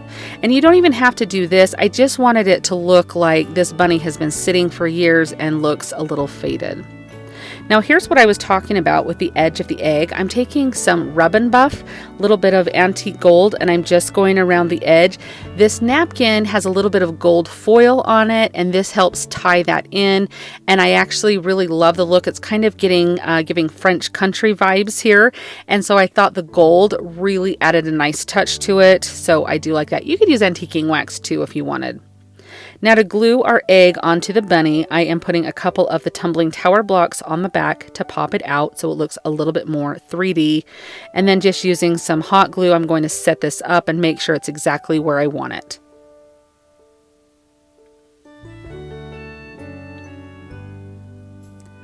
Now I want some Spanish moss coming around this, almost like a little nest. I love the texture that this adds. I feel like this also kind of brings that French country vibe into it.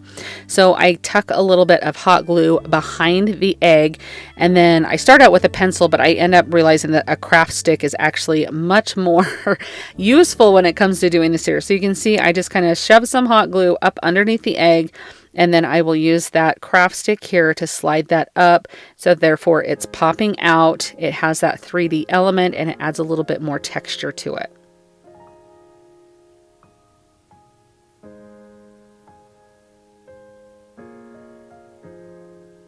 It doesn't take a whole lot of Spanish moss when you're doing this, just a little bit, enough to come out. And again, this is something that's totally optional. I love the way that this looks on here in springtime. Spring and fall decorations, I love to use Spanish moss with. I'm not really sure why, but it just is my jam. So again, if it's not yours, you could do some reindeer moss, would look really cute, or just leave it blank.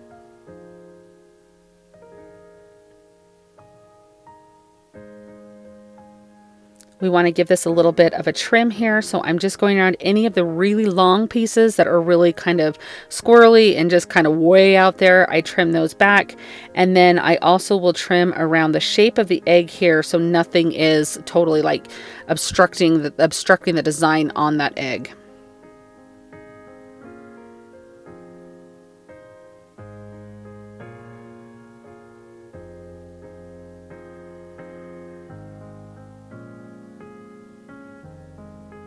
Now this is a sign from Dollar Tree. I wanted this to have a base so it would sit up.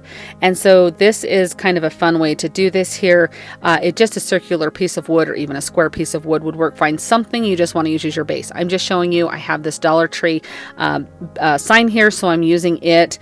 Now I remove all of the little florals, the ribbon, and also the hanging tag from it. And then I need to take off that, it's like a stick, it's not a sticker, but like that thing that says welcome on it that makes it look like a log. I'm just like a slice of wood. I'm just going to go ahead and spray it with some water, use my emery board to kind of rough up that paper so the water will saturate in. And this took about 5 to 10 minutes, so a little bit tedious, but you just kind of keep working with it. You're going to spritz it, scrape it, sand it, and eventually it will melt that adhesive and it will all come off.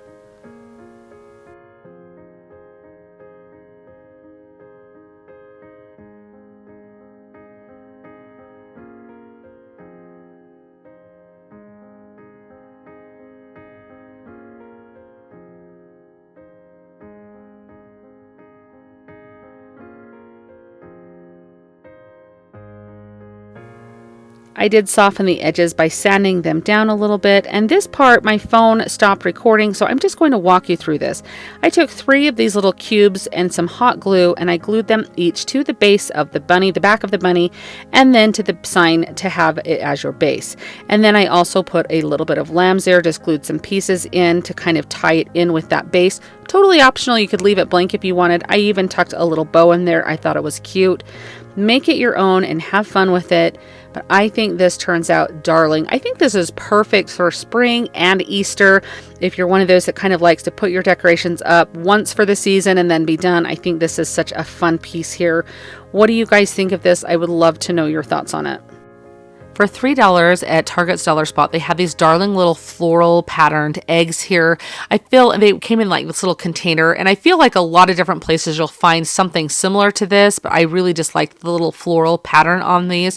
So I thought I'm one that I had to mix them up. I couldn't have them. They were too patterned for me, so that's a me thing. So put them in whatever order you want, but I'm taking one of these cocoa liners from Dollar Tree. I love to tear these apart this time of year and use them as little nests or just a little bit of filler. To me, it just looks like something a bird would use as a cute little nest.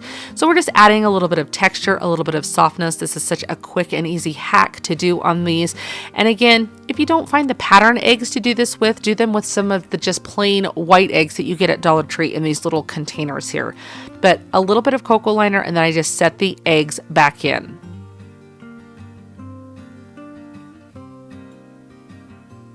The hardest part for me was honestly trying to decide, like, do I have them all sitting up straight? Do I have them look a little lazy or leaning over? I don't know why, but that seemed like a little difficult. Now, I picked up a package of these tags for 87 cents on clearance at Hobby Lobby, but they normally keep similar ones to this in their party section all year long if you're looking for something like this. But I'm using a little bit of antiquing wax. I thought I would just make a cute little sign that said, like, fresh eggs on here. And there's a little hole, of course, where the tag was. So I just tied a little knot in some twine, and I'll glue that to cover the hole. What I wish I had done is I wish I had used a little bit of white chalk paint to dry brush over this to add a little bit more contrast, because when I do come to stamp my letters on, which you'll see here in a moment, I don't love how dark it looks. in theory, it's fine. It's going to be great. I went with it anyway. But if you're replicating this, maybe add a little bit of white, probably not wax, because I don't think the ink might hold well to that, but just a little bit of white chalk paint to brighten that up. But you can see it does look a little dark, but it's okay. We're going to go with it. Now, I'm just using a popsicle stick here or a craft stick so I can have my sign stick up from these eggs here. So I'm just covering that in antiquing wax so it matches. Just with some hot glue, I will glue this onto the back. I'm just trying to decide how high up I want it. I end up gluing it all the way up to the top, but I don't go above. You'd be fine, I think, if you went above to see that cute little curved stick. Once I thought about that, I was a little bit too committed to my glue though. Now, I thought I would just slip this in behind one of the eggs, but it made the egg sit kind of funny. So I just took a utility knife and sliced a little teeny hole into the little raised area of my egg container there. And this was able to just slide right down in. I kind of cut it a little bit bigger so it kind of, I could tilt it to the side a little bit. I love things kind of being like on an angle, maybe not so perfect. Overall, I think this is so cute and something that could be so versatile. If you can't find this particular batch of eggs, that you could make your own or just do it with something you probably already have.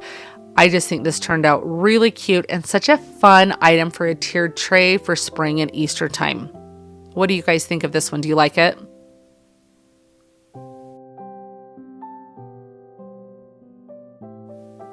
For this project, I just found a little bunny silhouette online and printed it out. I just opened it up in my Canva app and sized it to how big I wanted it.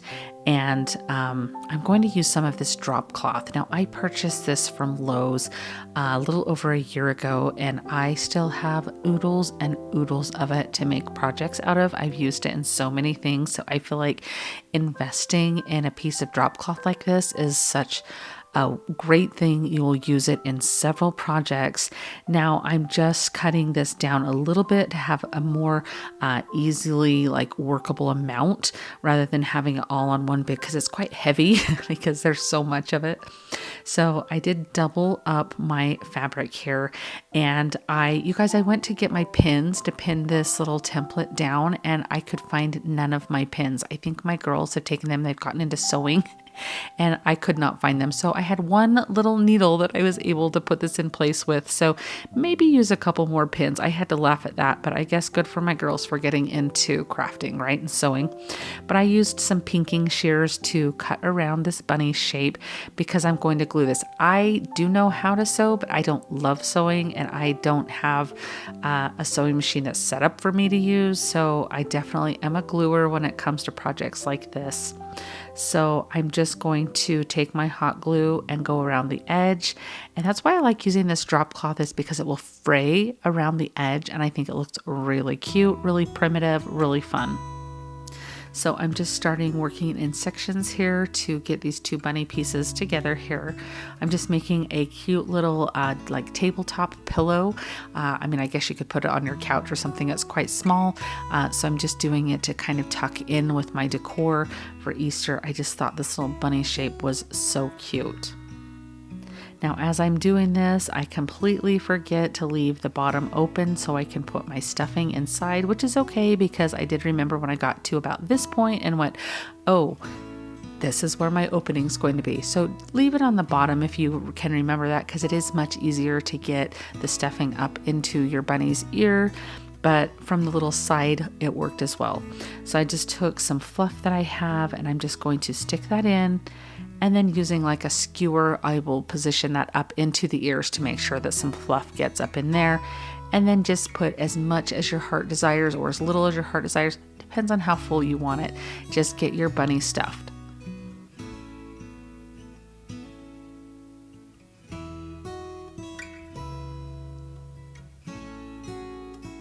Sometimes when you're doing this, you'll pop a seam, so to speak, even with the glue. Just we'll use a little bit more glue to glue that edge down. If you need to use some little clamps, you can. In fact, I even had my clamp here to use at the end, and I totally forgot to use it. But it's nice to have those handy if you need help getting the glued areas closed, because you don't want to burn your fingers. You can see here, I'm just going to glue that little opening closed once I get enough of my fluff inside, and I'm just holding that down to get it nice and secure.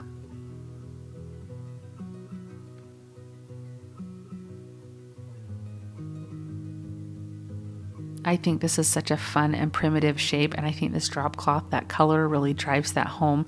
These would be so fun to dress up as much or as little as you wanted. I decided just to do a little bow, so I have this little pink gingham ribbon. I did pick this up at Hobby Lobby, and I've used it in several of my Easter projects for the year, so they all kind of coordinate. So sometimes when you're making a few projects, it's kind of fun to tie them all together. If you have a ribbon that you use throughout, or kind of a common thing throughout them all, it's kind of fun to tie it together with that. So you can see I just glued that right on as a little bow tie for my little bunny, and that was all it was for this cute little pillow. I think this is so fun. If you had some different fabric prints to use to make these, I've done them before where I've done like a blanket stitch around the edge, but this one was much more simple, kind of quick and easy, and I felt like it just turned out so cute.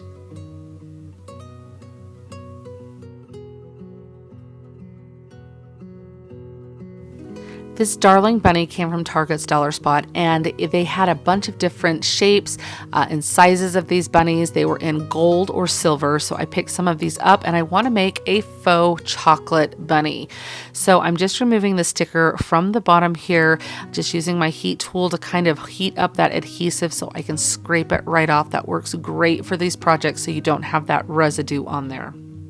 Now I'm using Apple Barrel's, this is burnt umber paint. It's just acrylic paint. If you happen to have a type that you like to use for your faux chocolates, like a spray paint or a paint, let us know down in the comments. This is kind of my go-to, but I'm open to trying something else.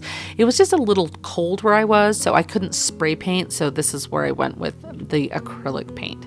Now I'm just going to give this full coverage. You'll be able to kind of see here as I'm painting this that when that first layer dries, there's a lot of little crevices and detail in the bunny, and so you can kind of see that silver through.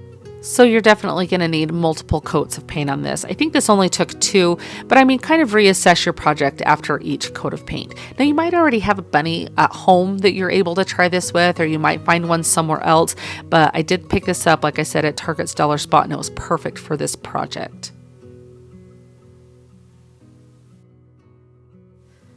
So here's the bunny with 2 coats of paint. I think this is really good coverage. I'm really happy with this. It does have kind of a very matte look to it, and so I kind of want to bring in kind of a glossy or a sheen to it. If you think of like actual chocolate with the cocoa butter they add to it, it kind of has a nice like glossy luster to it. So I'm just using some glossy Mod Podge to get that or achieve that look. So I'm just doing a really, really thin coat over this. You just want to make sure you get everywhere on here to make sure it all has a similar finish to it. So you just want to make sure it's not like clumpy, it's not goopy anywhere, just a nice thin layer of this all over the entire bunny.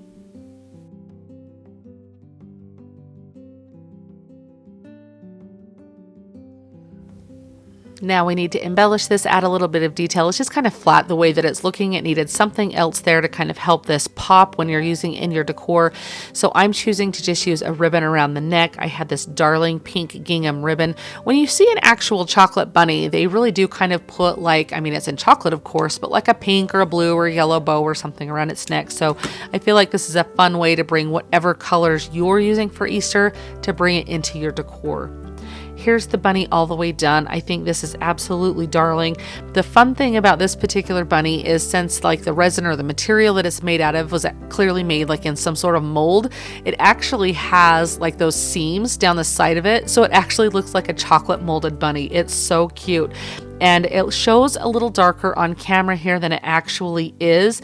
And so it really does have more of a milk chocolate look to it.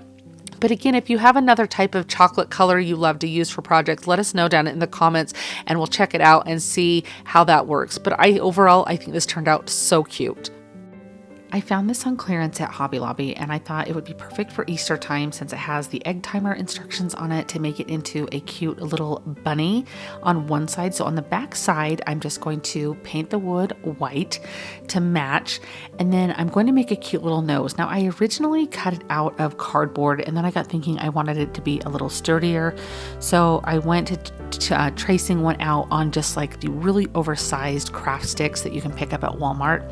This just came off of the back of one of my other projects that I didn't need anymore, and I just cut it out with some scissors. They're thin enough that if you have a good pair of scissors, you can cut out that shape. Honestly, if you had like a little heart cut out, I think that would work fine, as well as like a guitar pick. I honestly was like, that's about what shape it is, just something to resemble the shape of the nose. After you cut it out, you're just going to take your fingernail file or sander, and you're just going to soften the edges, make it look like it's not so harsh, like it's a soft, cute little bunny nose.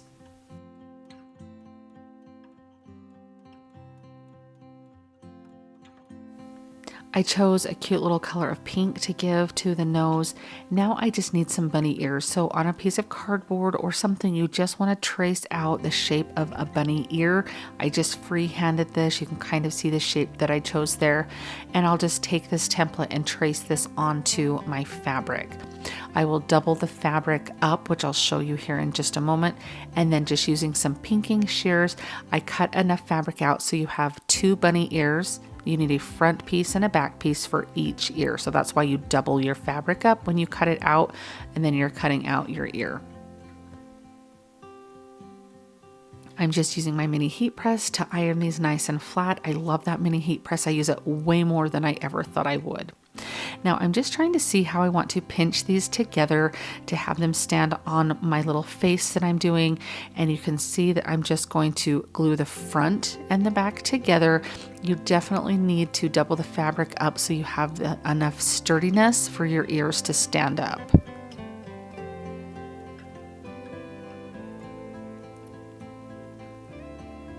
So this is just showing you I'm gluing these together just like it were a pillow or something here. You could put a little stuffing in these if you wanted to. I chose not to. I'll show you how I fold them and set them on top.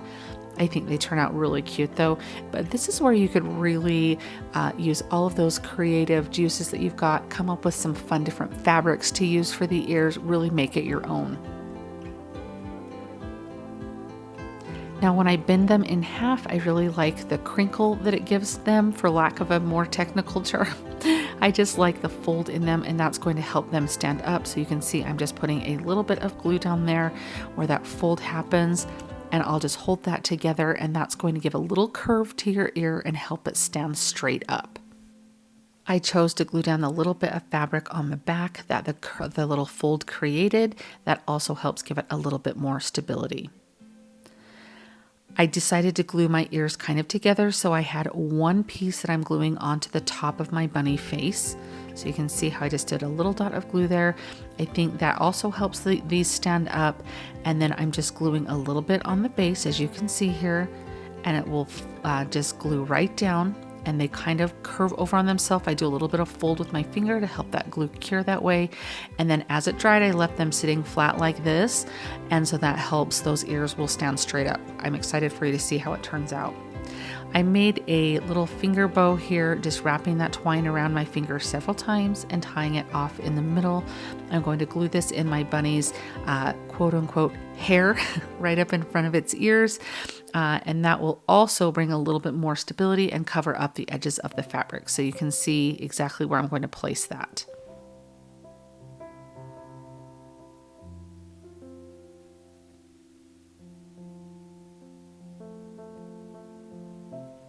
I like to distress everything, so this is a totally personal option, but I felt like it really needed something else to kind of bring a little rustic touch into it.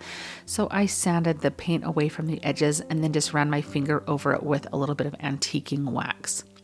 Now I'm very carefully freehanding this face. Freehanding things scares the daylights out of me. I am not great at it. I am very a nervous person when it comes to this. So I had found a face online on Pinterest that I just decided to use as inspiration and do. I just really liked how it looked. And so I thought, okay, because I am just somebody who is not great at painting the details like this. So this right here, I was having a little bit of anxiety when I was doing this. So I placed my nose down to kind of know where I wanted to place that, where I wanted to put my eyes. I had to turn up my little face, the bunny here, upside down, because the picture I found had kind of like teardrop eyes. You could just do circles, you could do however. I even went as far as doing a little bit of eyebrows, which made me so nervous. I mean, in the end, it turns out okay, but this part really, I just am not great at it. And practice is the only thing I'm going to ever get better at this with. So I'm trying my best. But in the end, I mean, it's homemade. It looks rustic. It looks cute. And I think it turns out really good. So this is just doing that little crease that comes down from your bunny nose. The inspiration I found, it kind of pulled it off the bottom like this, and I really thought that was cute. And then I just add a couple of little cutesy dot touches here, kind of where its whiskers would be, and also some little dots on the nose. So I'll just kind of let you watch. I'm drying this so I don't mess anything up because I was fairly happy with it. So now I'll just go add those little finishing touches.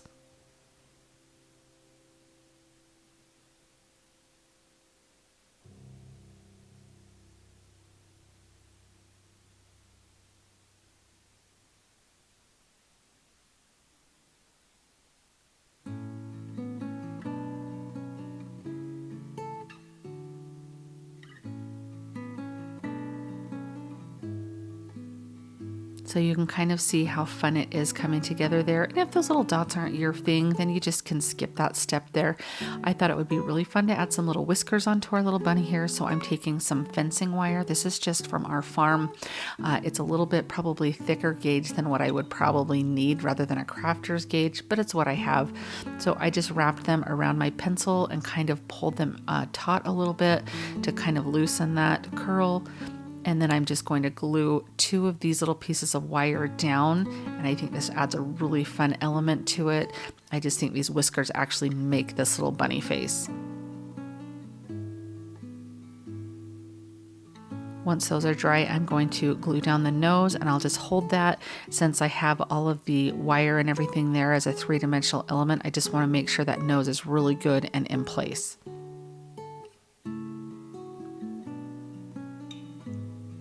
I just use my heat gun to blast away any of the little gluey webs that get all over it. Now, so one side I have my egg timer, the other side is this adorable bunny face. How perfect is this for Easter? I originally bought these little signs. I bought a few of them just to use as this shape. I love that shape for 87 cents. You couldn't beat that.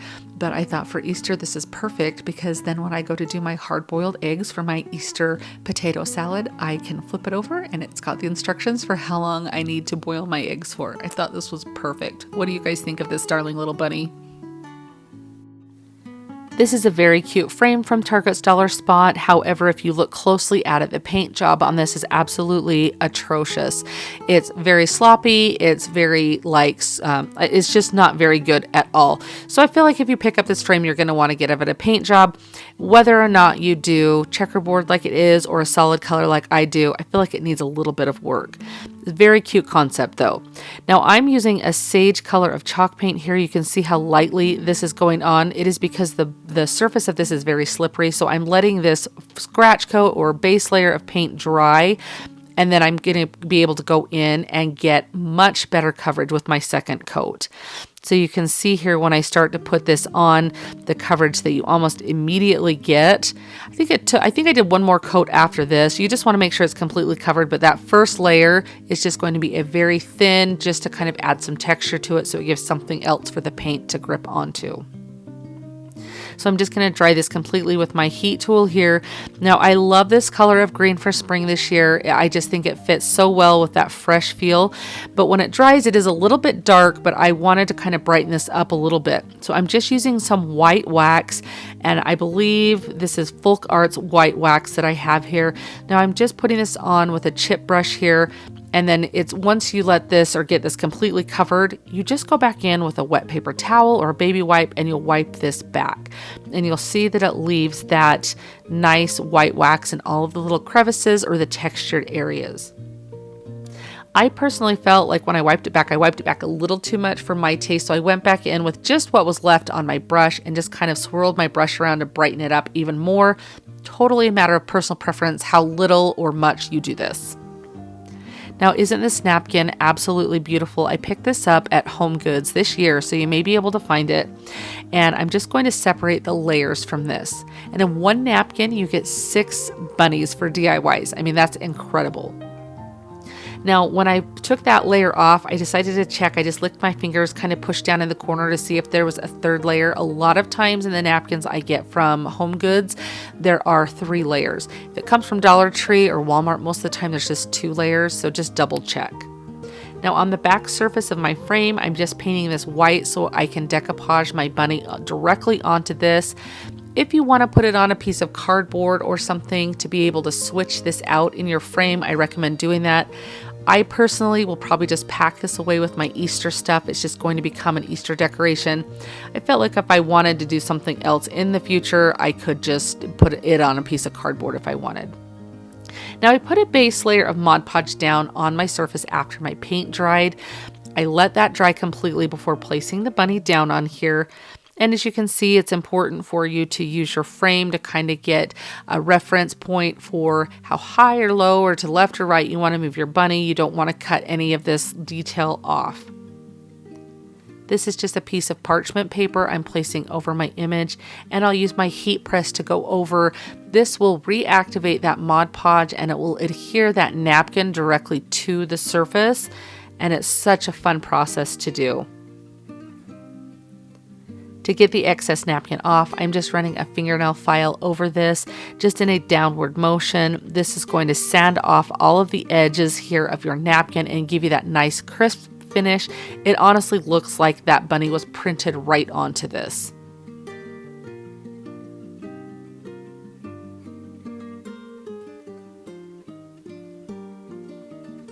I think this turns out so beautiful. I love this. It's perfect to tuck into your Easter decor. Now, if you don't want to do the Mod Podge portion of this, maybe you have a darling pictures of some kids or grandkids in some Easter clothes or something, your Easter egg hunt that you want to place in this. Maybe you've got a postcard or a different printable. There's so many different endless possibilities. But when you see these frames for so inexpensive, it's so nice to pick them up, do a little makeover on them, and you've got a beautiful piece for your decor. What do you guys think of this one? I love how sweet this DIY turns out. Now, I recently picked up a box of these little terracotta pots at a thrift store for $1, but you could use the little peat pots you find at your garden center, or even pick up a package or 2 of them at the Dollar Tree. Make 1, 2, or 3. I made 3 because I think 3 is a fun number to do things in, and it still kept me under that $5 price point. Now, I'm just aging my pots by putting a little bit of dry brushing white paint on them. If you get a little bit too much on there, just sand them back a little bit and it is just great. Now this is some reindeer moss that I'd cut out for some other projects I did earlier. This doesn't take a whole lot of this, but you just need some type of reindeer moss here. If it dries out, because mine had just been sitting in my bin here, just spray it with a little bit of water and it comes right back to life. Now I'm taking these little styrofoam bunnies. I got a package of these, I believe at Hobby Lobby, for just a couple of dollars, and there was several bunnies in there. So you can have a lot of fun and make some fun projects with them. But I'm just putting some hot glue on them and then dipping them down into that reindeer moss. That's going to make them look like a little topiary shape. I always love the shape, or the just using topiaries in my decor in general, but during different holidays, I love using the little shaped styrofoam things like this and dipping them in this moss. I think it is such a fun, whimsical way to bring in nature to your decor, and I just think it's really cute. But I'm just going to show you with this one bunny how I do this, just putting that glue everywhere, dipping it down into that moss. Just be careful not to burn your fingers if you're pushing it like I am. And then every so often you'll want to kind of trim it back so you can see the shape of whatever shape it is that you are working with. I kind of am channeling my inner, like, It's a Small World love of like all the fun topiaries around that ride. If you're somebody who likes to go to the Disney parks, I always think of that when I do projects like this, because this is as close as I'm ever going to get to being a master gardener like that. Now, after I have my bunnies all covered in moss, I'm taking a pool noodle. You could use some styrofoam. You just want to make sure that the bottom of your pot is filled with something that a barbecue skewer could stick into and not wobble around.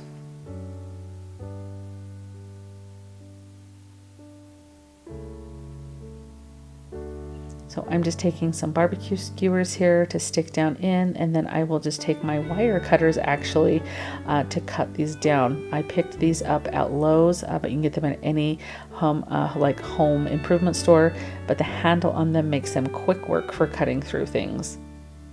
I cut these all to the same level. You could do different levels if you wanted to. You could spruce these up as much as you wanted to. I decided to leave my bamboo skewer a natural color. I didn't paint it or put anything else on it, but you could definitely do that if you wanted, or even use like a stick from your yard if you wanted to have it look even more natural. Now this is a little bit of cocoa liner from these liners that you get at Dollar Tree. This time of year, springtime, they have them there. I always pick up a few of them. I love using them kind of in an alternative to Spanish moss. It's just a different texture and color to use, and it's just kind of nice to have something different. But I just want to put some glue down over that pool noodle, and then as you can see, just kind of scrunch this up, roll it up. You're going to glue this as your base. Now to make sure these bunnies don't go anywhere, I just put a little dot of hot glue on the skewer as I stick it back in. And voila, these three are done. I think these are so cute. Again, this is a technique that you could use throughout any season with different shapes, definitely through spring and summer with the warmer months ahead. I just think that bright green grass looks like grass, but is so beautiful. And I just think the fact that I was able to get 3 of them is really going to make a big impact in your decor when you have these displayed together. I love this carrot shape that they have at Dollar Tree right now in their crafters section. I bought this and didn't quite know what I wanted to do with it, but I am going to give this little crackling technique to it where I painted my base color on the carrot portion, and then I'm putting this crackle medium on top, and then when I paint my top coat on, it's going to give it a nice crackle. I'm going to do some decoupage on this carrot, and I had seen some online that use some of the Dollar Tree tin tiles. However, I kind of wanted that look on the leaves, but those leaves are very intricate cuts and I could not get the tin tiles to cut right. So I'm going to show you how I kind of do my own faux tin tile look to it. So on this carrot part, I'm just, after my crackle medium has dried, I'm just painting a coat of white paint over this. You just want to make sure when you're painting this on that you don't disturb the areas you've already painted, because it can kind of wipe away that crackle effect. So just be careful as you're doing that. Now I'm just taking my hot glue and I'm just kind of making up a design of swirls and dots, little flowers, little squiggly lines to kind of, when I paint this, I want it to look like it's faux tin. So you can kind of see what I'm doing here. I think this turns out really cute, but this is kind of a way if you want to have that little faux tin look. And like I said, the little cuts inside of this carrot were extremely hard to kind of cut with those plastic tiles you get from Dollar Tree. So I felt like this was the best way to kind of get that look. And I had no rhyme or reason. I just was kind of making a design up in my head, but you could look at some different patterns or some different things on the tin tiles that you would use and maybe kind of come up with your own design that you would want. But I literally was just trying to do swirls and dots and little wavy lines, things like that.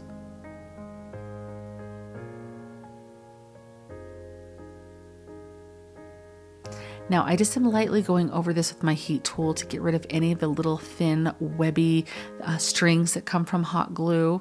So I do want to come on and in full disclosure let you know that when I came to edit this, you guys, I had missed a whole chunk of me and this carrot. So I just want to explain to you what had happened. On the top part of my leaves, like the faux tin that I'm painting here, I just painted with a celery color or moss color of paint, just a green color for my leaves. That's all I did. On the carrot portion, I put a coat of Mod Podge and let it dry, and then this little bunny was just a napkin that I placed down and put my heat press over the top to adhere it to the carrot. I felt so bad when I came to edit this and had missed that footage. I don't know what exactly happened, but this was too cute to not share. So hopefully, if you have questions, let me know down in the comments and I'll see if I can answer them as best as I can. So now I'm just going over the napkin portion with a little bit of Mod Podge on that sponge tool to give it a nice protective coat on there, and that will dry and that napkin will be protected. Now, if you wanted to hang this, which I'm going to do, I just took some twine and tied off a loop, and then just using my staple gun, which I've decided to turn the correct way to get a little bit better leverage, I just put a couple staples in the back because I have a place that I want to hang this from off of a shelf, and I thought it was so cute. Now, I did feel like when I went to hang it that it needed a little something, so I have this little pip berry that I wrapped around it there. I don't know, are you guys a fan of that, or should I take that off? I can't decide. But either way, I think this turned out so cute. I did hit that little faux tin part with a little bit of dry brushing with some white paint to kind of make those raised areas a little bit stand out more. But I really do think that you can tell that's what that's supposed to look like, is that faux tin. I don't know, you guys are going to have to let me know what you think of this one. I think it turned out so cute. This is such a fun little thrift flip hack. Maybe you have some vintage items laying around. We're gonna make a cute little spring vignette. Now, I picked this little metal box up and this little green frog at Vintage Market Days. This little drawer has a wooden front. It's all metal. It has this darling little pole on it. And I've been looking for a little flower frog like this that is this green color, and I finally found one, and I'm so excited. Now, to put my pieces in here, when I do little vignettes like this, I like to use this little tacky stuff here. It's so nice because it's not permanent, but it's going to hold things in place. So if you happen to have it on a shelf or something like that, maybe a lot of traffic through the area, it's not going to like vibrate or bump anything. It's going to fall. It just gives things a nice cushion to kind of sit on and use. I have this little teacup here that I made. I'll post the video in my description box if you want to have a look at me doing this cute little teacup here. It's just a little cup that I put the little word dream on and a little nest, but that tacky stuff helps hold it in place so it's not going to like slip or fall. Now, I have this little bunny image here that I've used. I printed several of these off over the years to use in different DIY projects. So I just went through all of my Easter stuff and grabbed things that I had. And so with this, I just tore the edges so it looked kind of a little more vintage, and I'm going to kind of wrinkle and crinkle this so it looks really old and aged.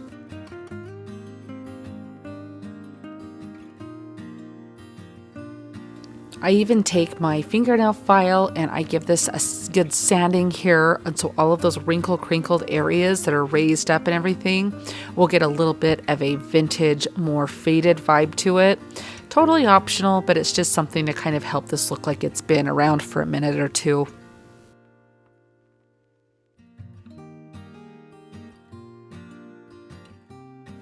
To age this one step further, I'm taking just a little bit of antiquing wax. This is just a little finger dauber here that I picked up.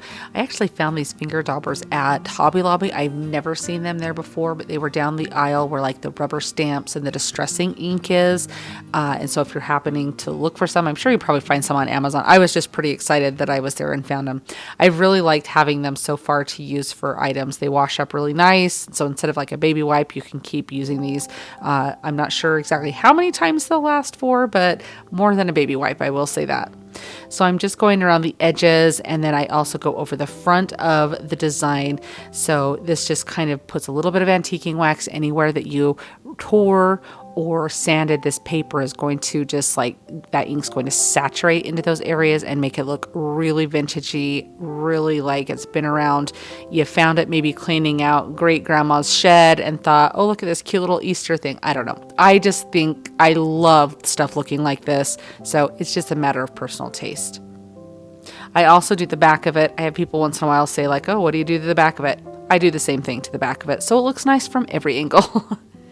Now I will just glue a craft stick to the back here because we're going to use this. I wanted a little bit of sturdiness on this.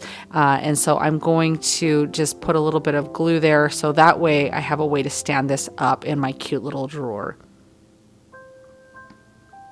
Now these are all the pieces that I've decided to use in here. I did do this bundle of carrots out of some old spindles or bobbin thread holders that I had, so I can link the video to that if you would like. I literally just went and found a bunch of stuff that would maybe work. Some of it I use, some of it I end up not using. And it's just so fun to kind of place things together and make cute little vignettes and use what you have. And then maybe as you see things like this, when you're out doing your thrifting or you're going through something, or maybe you're visiting vintage market days, you can see pieces and think, oh, I remember that. I want to try that or something. So hopefully this just gets those creative juices flowing.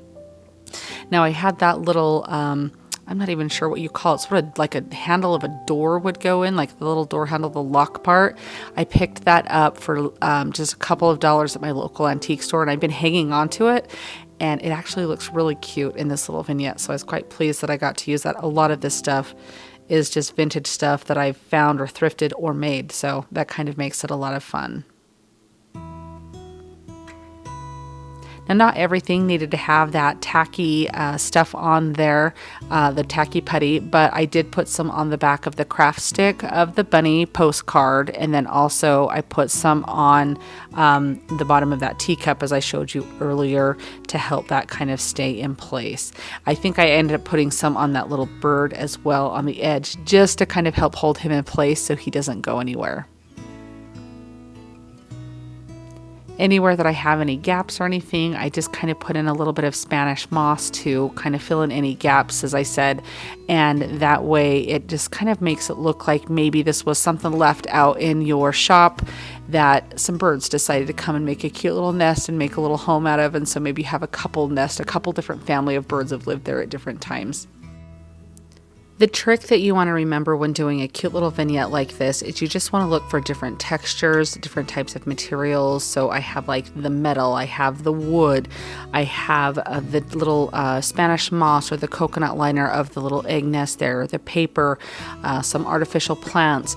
You just want to look for a lot of different things that go together. And I pulled a lot of things out and only a few of them made it in, and that's okay. And I may even change this as the season goes on, think of something else that be like, oh, this would be really cute in there too, or maybe I'll change this out for this. That's the fun with these little DIY projects, is they are so versatile. You can customize them however you want. It's just kind of a fun little hack to use some little knick-knacky things that you might have to make a beautiful vignette. What do you guys think of this one? This darling sign came from Dollar Tree, and I just love this bunny. Like, I absolutely love his shape. So much so that I wanted to see if I could duplicate it to use in other projects. So I'm just laying this down on a piece of cardboard. This is just a piece of cardboard that came like in the Dollar Tree calendars.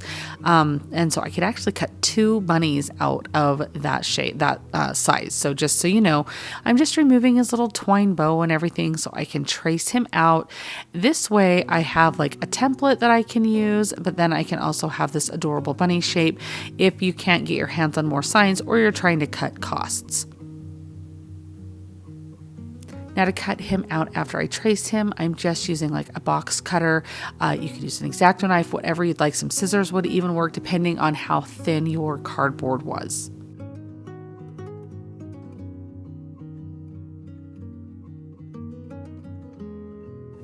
I'm just picking out a cute piece of scrapbook paper for my bunny. Now you're going to want to put a piece on the front and on the back. So depending on if you want to do the same or change it up, that's totally up to you.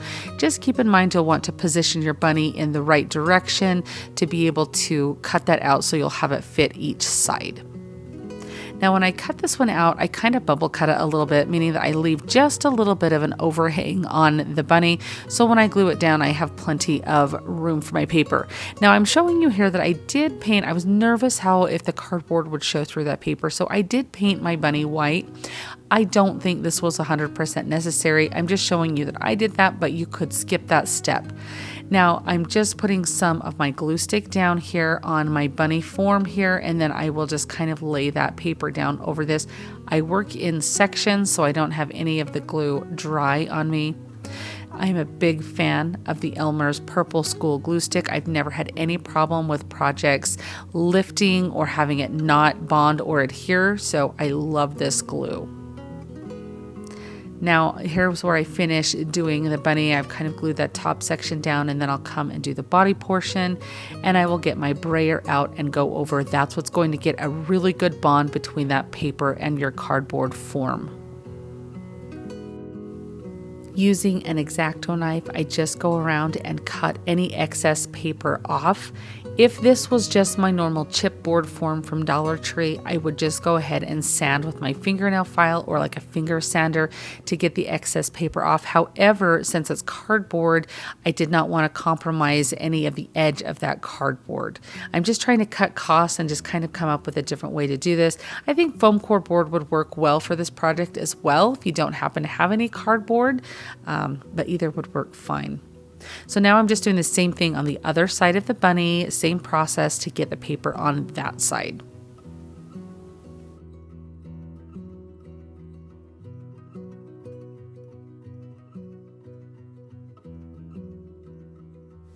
I very lightly sand the edges with the very fine part of my fingernail file just to tidy up any edges on that. Now this is me spritzing this. This is a little bit of like coffee grounds with some water and a little spray bottle to kind of give some little splotches, kind of aging this. I'm kind of indifferent to how it turns out, so it's something if you want to take the time to do that, just kind of showing you what it looks like, you can determine whether or not you like that.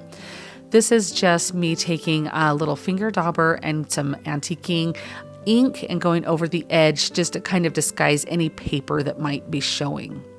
And then I also will stain with some antiquing wax, just a barbecue skewer. That's what we're going to use to stick our bunny in its pot. Now you can determine which pot you want to use. Maybe you've already got something really cute. This is just like a peat pot, and I have some plaster of Paris that I mixed up in the bottom of it that's dry, putting some joint compound or something, just some marbles, something to add some weight to the base of this. And then some styrofoam or pool noodles, whatever you have will work.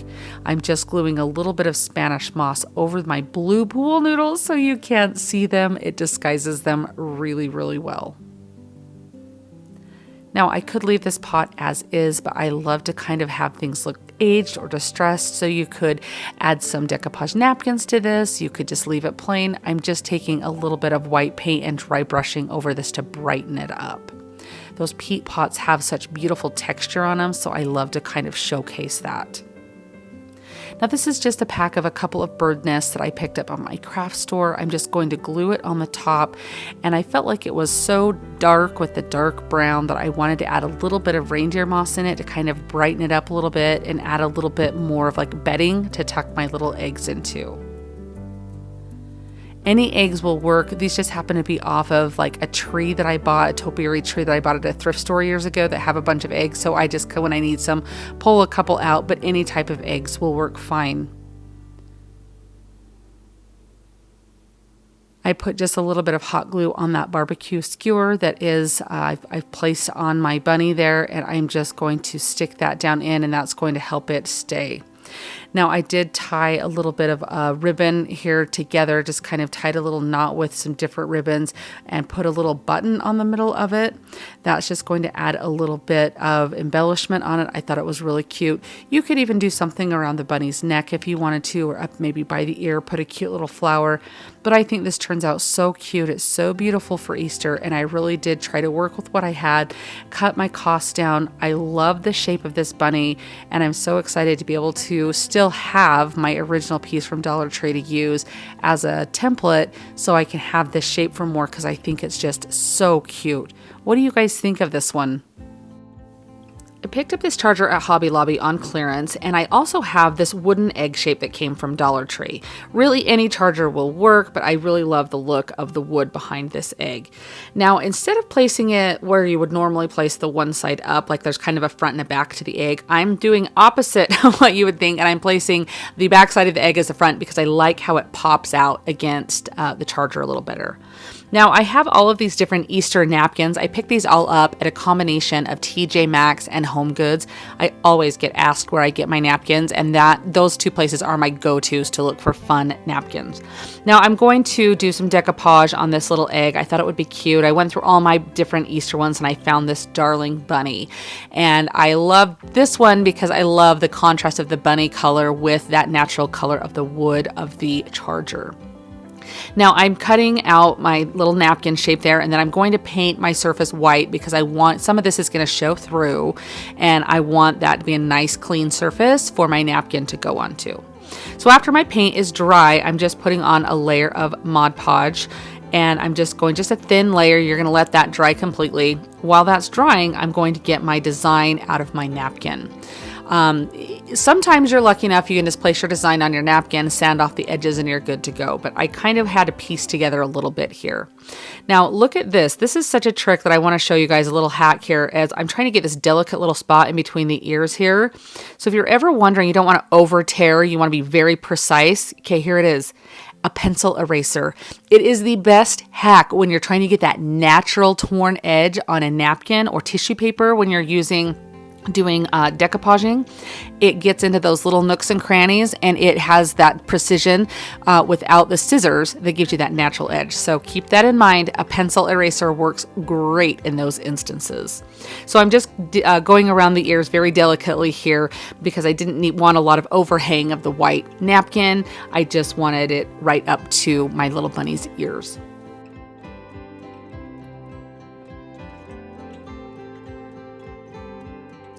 If your design goes right up to an edge on a surface, I just use the nice fine side of my fingernail file and kind of just go in very soft downward motion, and it files off your design.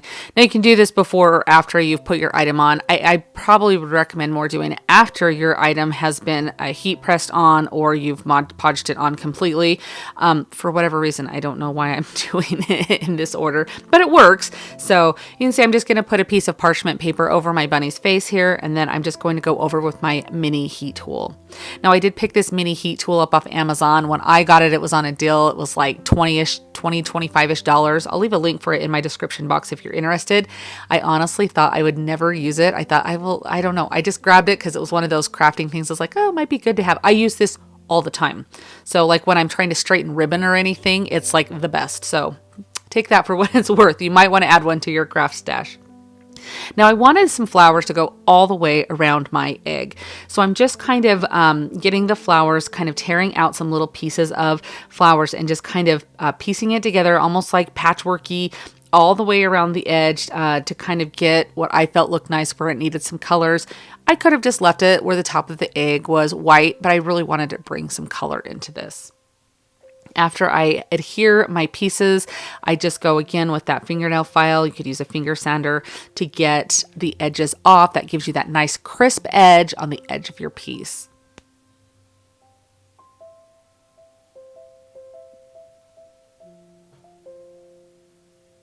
Once I have all of my pieces adhered on there with my heat press and the parchment paper, I'm just going to go over this with some Mod Podge to seal everything in. This is definitely a necessary step, so you don't want to skip it.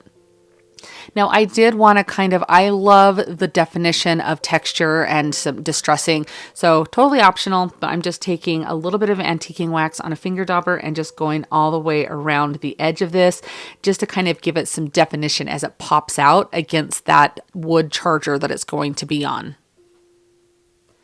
Then I just put some hot glue on my egg and center it. You can measure if you're a measurer, but I think this turns out as the perfect piece to go in my china hutch for Easter time. I love using metals and natural woods in there when I decorate it for different seasons. And so I loved these wood chargers from Hobby Lobby. And I thought that that egg looks so cute on there. And I love that I flipped it over so the back became the front because I just thought that, I don't know, I just loved the shape of it and I thought it looked really pretty. What do you guys think of this one? I'm guessing that a lot of you probably have a lot of these items in your stash, so I'm going to show you a fun little hack. I have this little bunny I did in last month's 5 Under 5, but it came gold like this from Target's dollar spot, but doesn't matter what color your bunny is or what it looks like. I bet you have a bunny in your Easter decor that you could probably use for this. And this is just a little bottle brush carrot tree that came from Dollar Tree. And then I have a little basket that I've used in my decor forever that I thought I would try a new ribbon on. You probably have a little box, a little basket. I guarantee you've got these items in your decor that you could pull out and put something cute together. Now I'm just sticking my carrot down inside of my little basket here. I tried bending it in a couple of ways so it kind of looked like it was kind of bending out of the little basket. And this is just some cocoa liner from the cocoa things that you can get at Dollar Tree right now, the planter fillers that you can use. I like using that. It kind of looks a little bit like Easter grass, but it's not going to get all over like Easter grass will. So I'm just using that to prop everything up, and I think it looks really cute kind of just sitting in there as well. Now these are just some Easter eggs that I have in my stash, so I'm just really going playful with the colors here. So again, you can make this kind of match your decor. You can go as neutral as you want, as playful as you want, but it's just kind of fun to take pieces that you probably already have and repurpose them into like a new little vignette piece that you have for your decor. Now these little carrots came from Dollar Tree and they are very bright orange. I love using carrots in my decor, and I thought this needed something else kind of tucked into the front, so I'm just going to tone them down. Now this is just a clothespin carrot. If you wanted to use something like that, just I'm showing you so you could take a screenshot of that. But that Waverly chalk paint in the pumpkin color is the perfect color for carrots that is not fluorescent. Now this is just some pink gingham ribbon. I'm using this all throughout my decor this year. You can kind of see my little bunny has a matching bow on its neck, so it kind of ties everything in together. And I'm just going to put a ring around my basket and glue it on. And it's nice with the hot glue on the tin with the ribbon, so next year if I decide to do something different, I can change the ribbon up and have a totally different look. But I just tie a sweet little bow and put that on the front, and I'm calling this good. This is such a fun, budget-friendly way to take pieces that I guarantee you've got in your decor, and you can kind of put them all together and create a nice, fresh new piece for your display that you have. What do you guys think of this? Is this something that you would try? I would like to thank you so much for taking time to watch this compilation make a video. It really means a lot to me. Did your favorite make the list? Did you see something new that you enjoyed? I would love to know down in the comments, either one of those. I always love reading what you guys enjoy seeing. I hope that you have such an amazing day, and I'll see you next time. Happy crafting! If you like the video that you just saw and you want to keep crafting together, here's another video that you might enjoy. And as always, remember to like and subscribe. Thanks so much for watching. I'll see you next time.